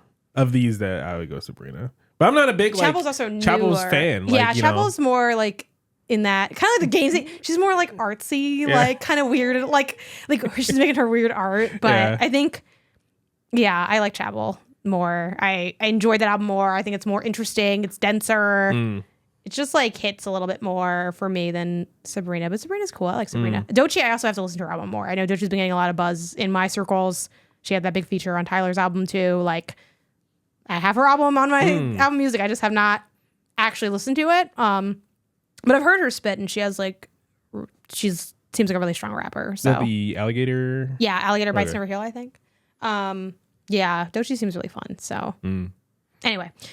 Best Pop Duo Performance. This you also know, Minus Us by Gracie Adams featuring Taylor Swift. I heard that this morning. Not really my jam, personally. We got Levi Jeans. I like Levi Jeans. Beyonce and Post Malone. Yeah. We got Guests with Charlie XCX and your girl Billy. Yeah. You like Billy? I think it's not like Charlie. Even Billy can't save Charlie for me. Guys. You don't get it. Okay. The Boys Mine, Ariana Grande, Brandy, and Monica. And Die With a Smile. Is that like Lady Gaga? The Boys Mine, The Boys Mine. Like, is that like... It's like a remix to, or like, I would not call it a remix. I would say it's referential to The Boys Mine in the same way that Bar Song is not a remix of Everybody in the Club Getting Tipsy, but it's has referential aspects. Okay. So her bringing Brandy and Monica, it's like, kind of full circle to the fold.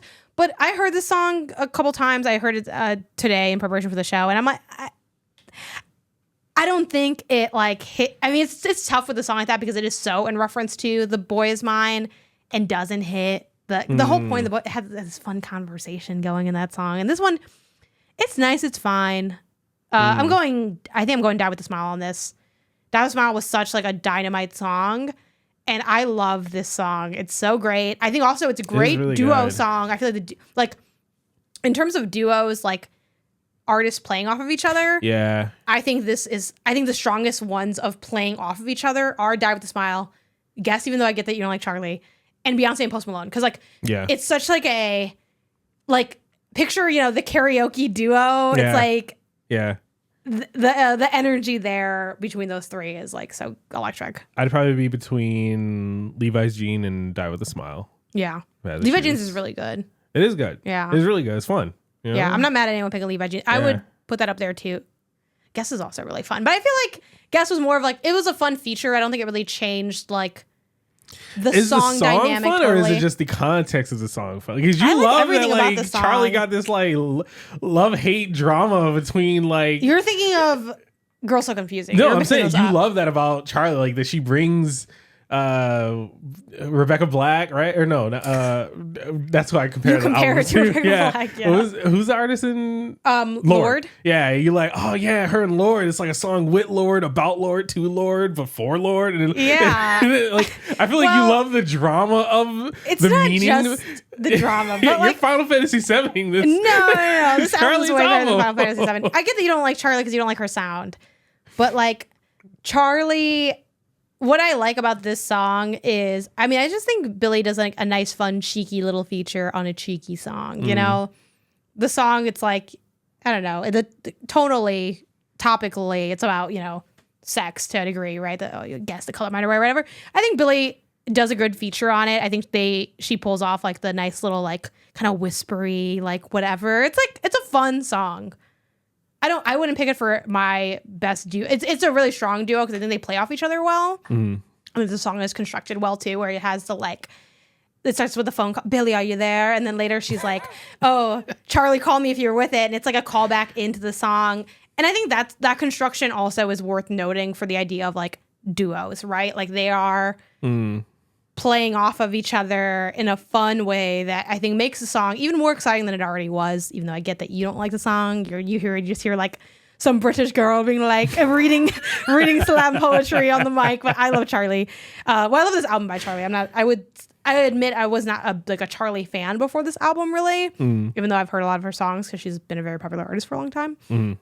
But yeah, and Levi Jeans, it's fun. You know, it's cute. Post Malone is a really good vocalist. Actually, so shout out to Post Malone.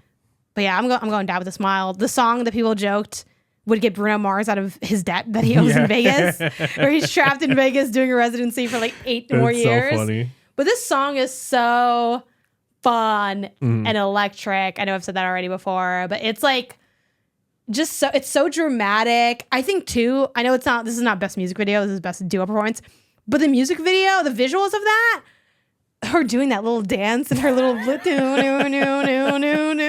it's like, yes, like dance, white girl, like do your white girl dance. And it's a fun dance, and it's like it's so like playful and magical. And like I think too, not that again, this is not really about like the performance, but like societally too, like that song hit and such like I saw so many people do costumes of that for Halloween, like on TikTok, of like being like Lady Gaga and Bruno Mars.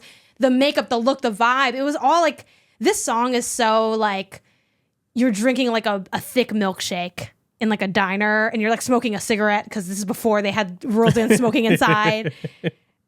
Ooh, I love this song. It's like such a big wig song. Like the visuals of the song are exactly what I think of when I see, like when I see the song, I see those visuals and I see Bruno Mars and Lady Gaga dancing together and they're singing. They're both great vocalists. So, Yeah. I love this song. This is one of those, when I'm playing a one-off song, I'm playing this song. Like, I play this song so many times, even though it's not like, maybe it is in that album that Gaga put out for the Joker soundtrack. I have that album saved too. I have Harley Quinn. I haven't listened to it yet, but it's so good. I want to shout out Best Rap Album, even though we haven't really heard a lot of these albums. No. Might Delete Later by J. Cole, we heard. It was very early in the year. Missing Childish Gambino. I would put that on. Yeah, I think it's actually insane that spoilers for Best Album of the Year, it's not on there. Childish Gambino's album was so good. It's so good. It's dense. It's weird. It's like, it's genuinely good, but it's very experimental also. Yeah. It's like funky. I never know what I'm going to get next. It's like crazy. And I love that album. I don't know why it's not on here. But we have Might Delete Later by J. Cole. We have The Auditorium Volume 1 by your favorite Common and Pete Rock. Isaiah does not like Common. That's what this is a joke for Isaiah. Yeah. Isaiah doesn't like that old head hip hop sound. No.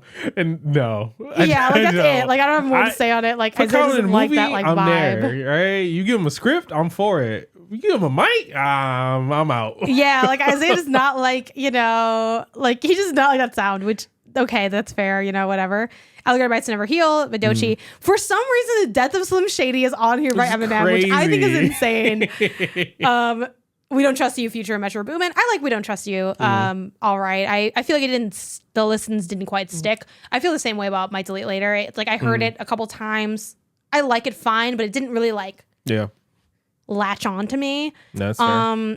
Yeah, I mean, so TBD on what I would pick for this. I think, Alligator Bites Never Heal probably has a good chance because I like Dochi's, what I've heard from Dochi so far. And honestly, I know, again, you don't like Comment? I'm going to go ahead and listen to the Auditorium Volume 1. Maybe it eats. Man, let me know.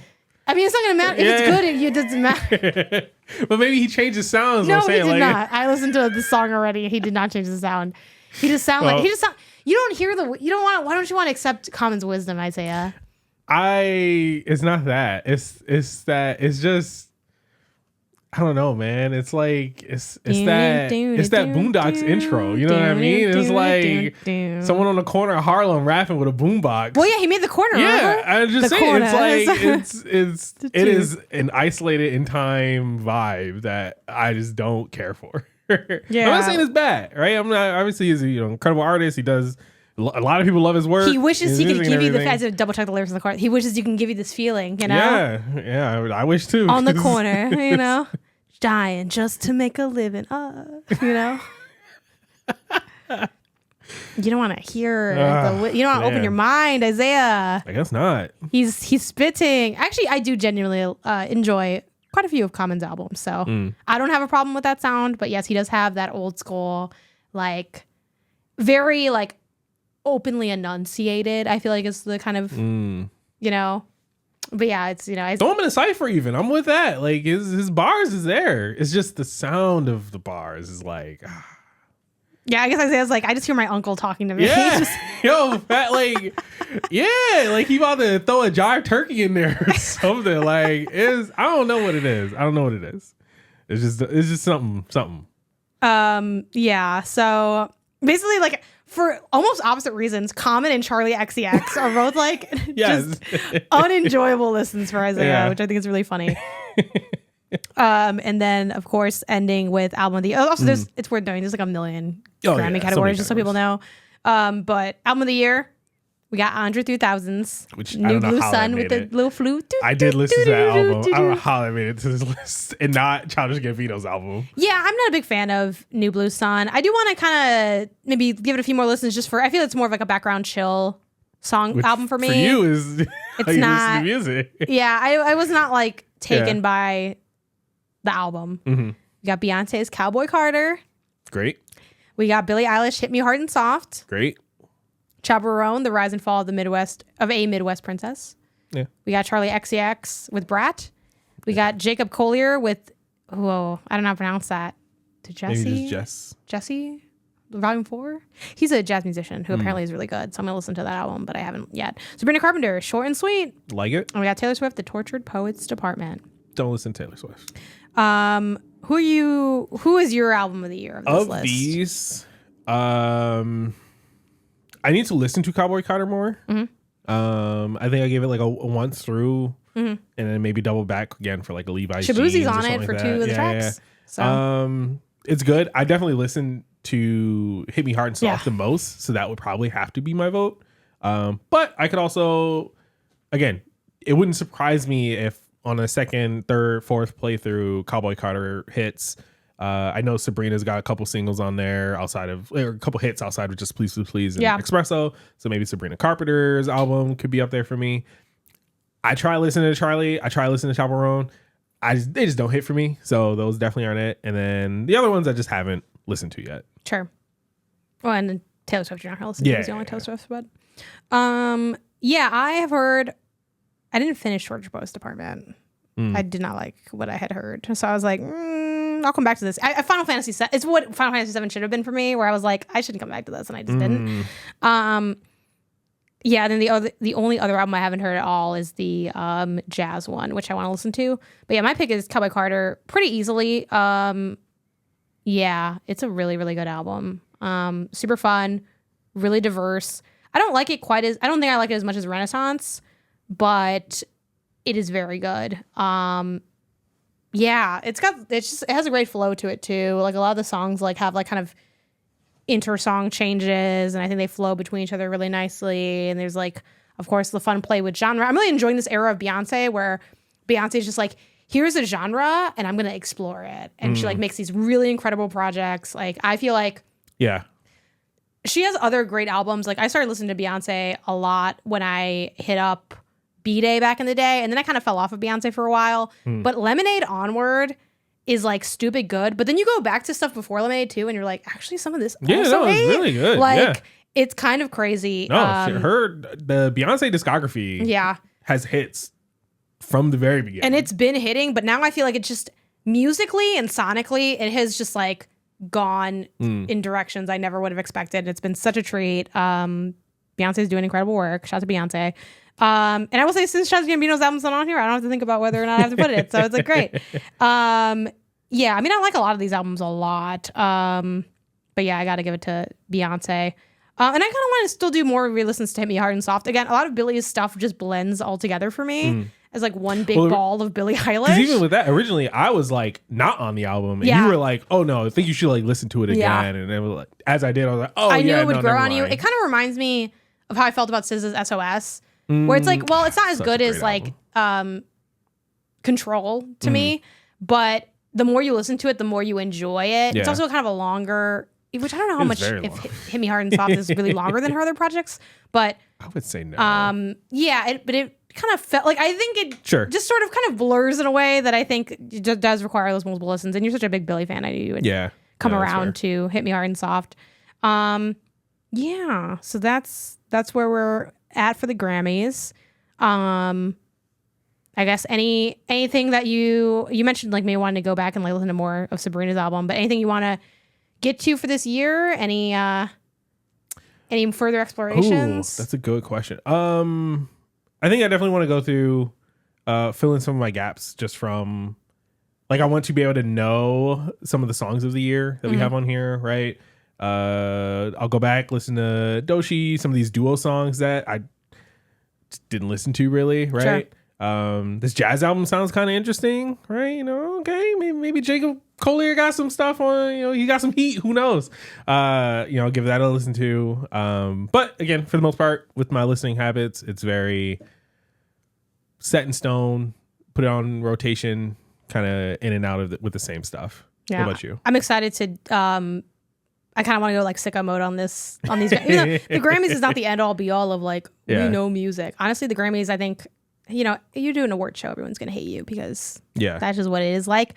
But I will say the Grammys in particular have been really annoying, especially with Album of the Year. I feel like they have constantly like just had baffling picks for the winner. And I do think there is, unfortunately, a very clear history of them just not selecting Black artists for that category, which, once, twice, or thrice, maybe you could say, oh, they just didn't. I just feel like it is a pattern.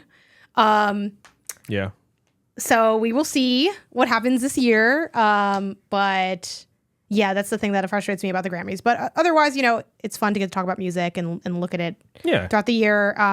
I've been lazy watching the Grammys. Maybe this year we'll finally watch the Grammys. I've been in and out of watching it. Yeah, sure, why not? Yeah. I think it's fun to check out. You come over, do a that'd be fun if he's available, but we'll see. I wouldn't mind going through some of this, like their wider list and looking at some genres that I have admittedly not listened to as much these days. Like I've kind of fallen off of like rock music a lot. I think it could be fun to check out some of the stuff that from that list.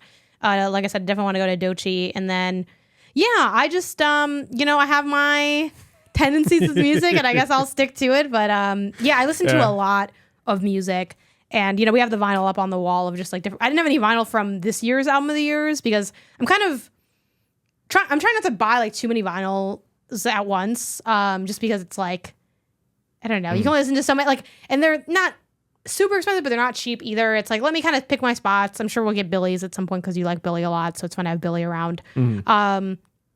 But yeah, like I've been wanting to maybe like bring vinyl more into my listening practices because I don't have like a good rotation. I think morning time would be a good time to like throw a vinyl on. But yeah, I can see the only thing I don't like about vinyl is like I don't like flipping it. I hate when I have to get up to do the flip. Yeah. Again, if I was rich, if I could just hire someone to flip the vinyl for me.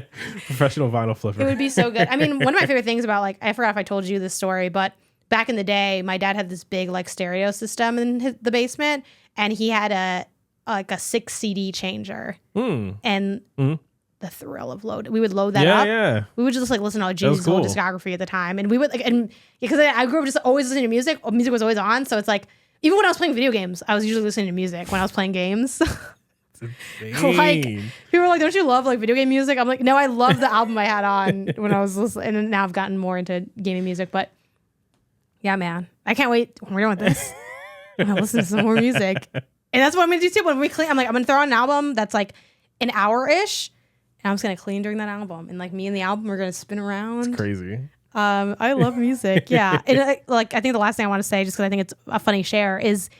The other day, you and I were having a conversation, and I was talking to you about how I think it's kind of insane that people stop listening to new music, like just entirely. Like I get having your tendencies. Like we all are kind of like cemented partially in what we listen to, like middle school, high school, college. Like it's like that's like a heavy hit for a lot of people. As they get older, they still go back to those albums. You know, you have Fall Out Boy, I have like old Coldplay and stuff like that.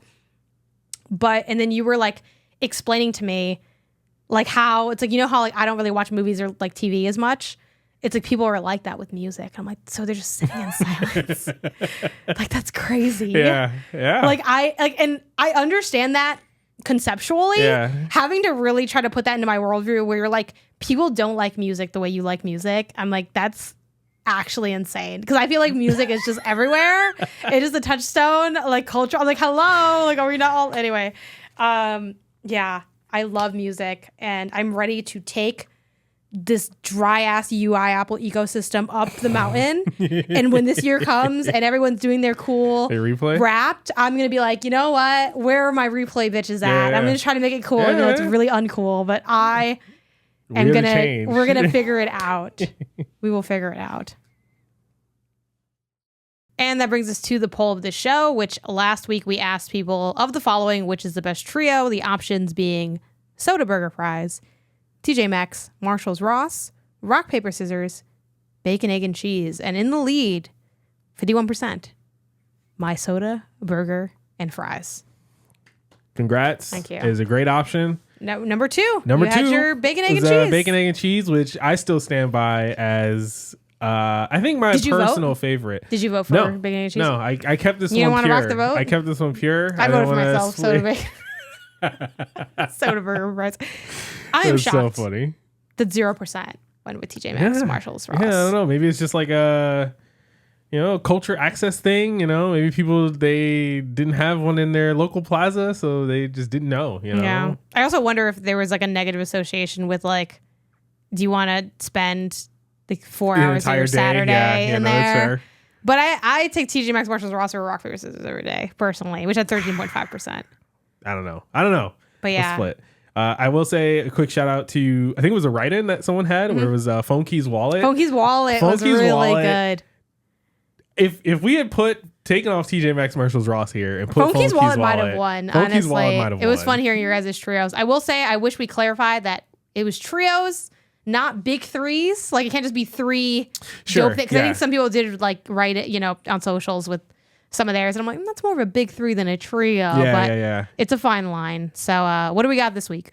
This week, poll of the show, you can catch over on our Twitter as a pinned tweet at Games and Not.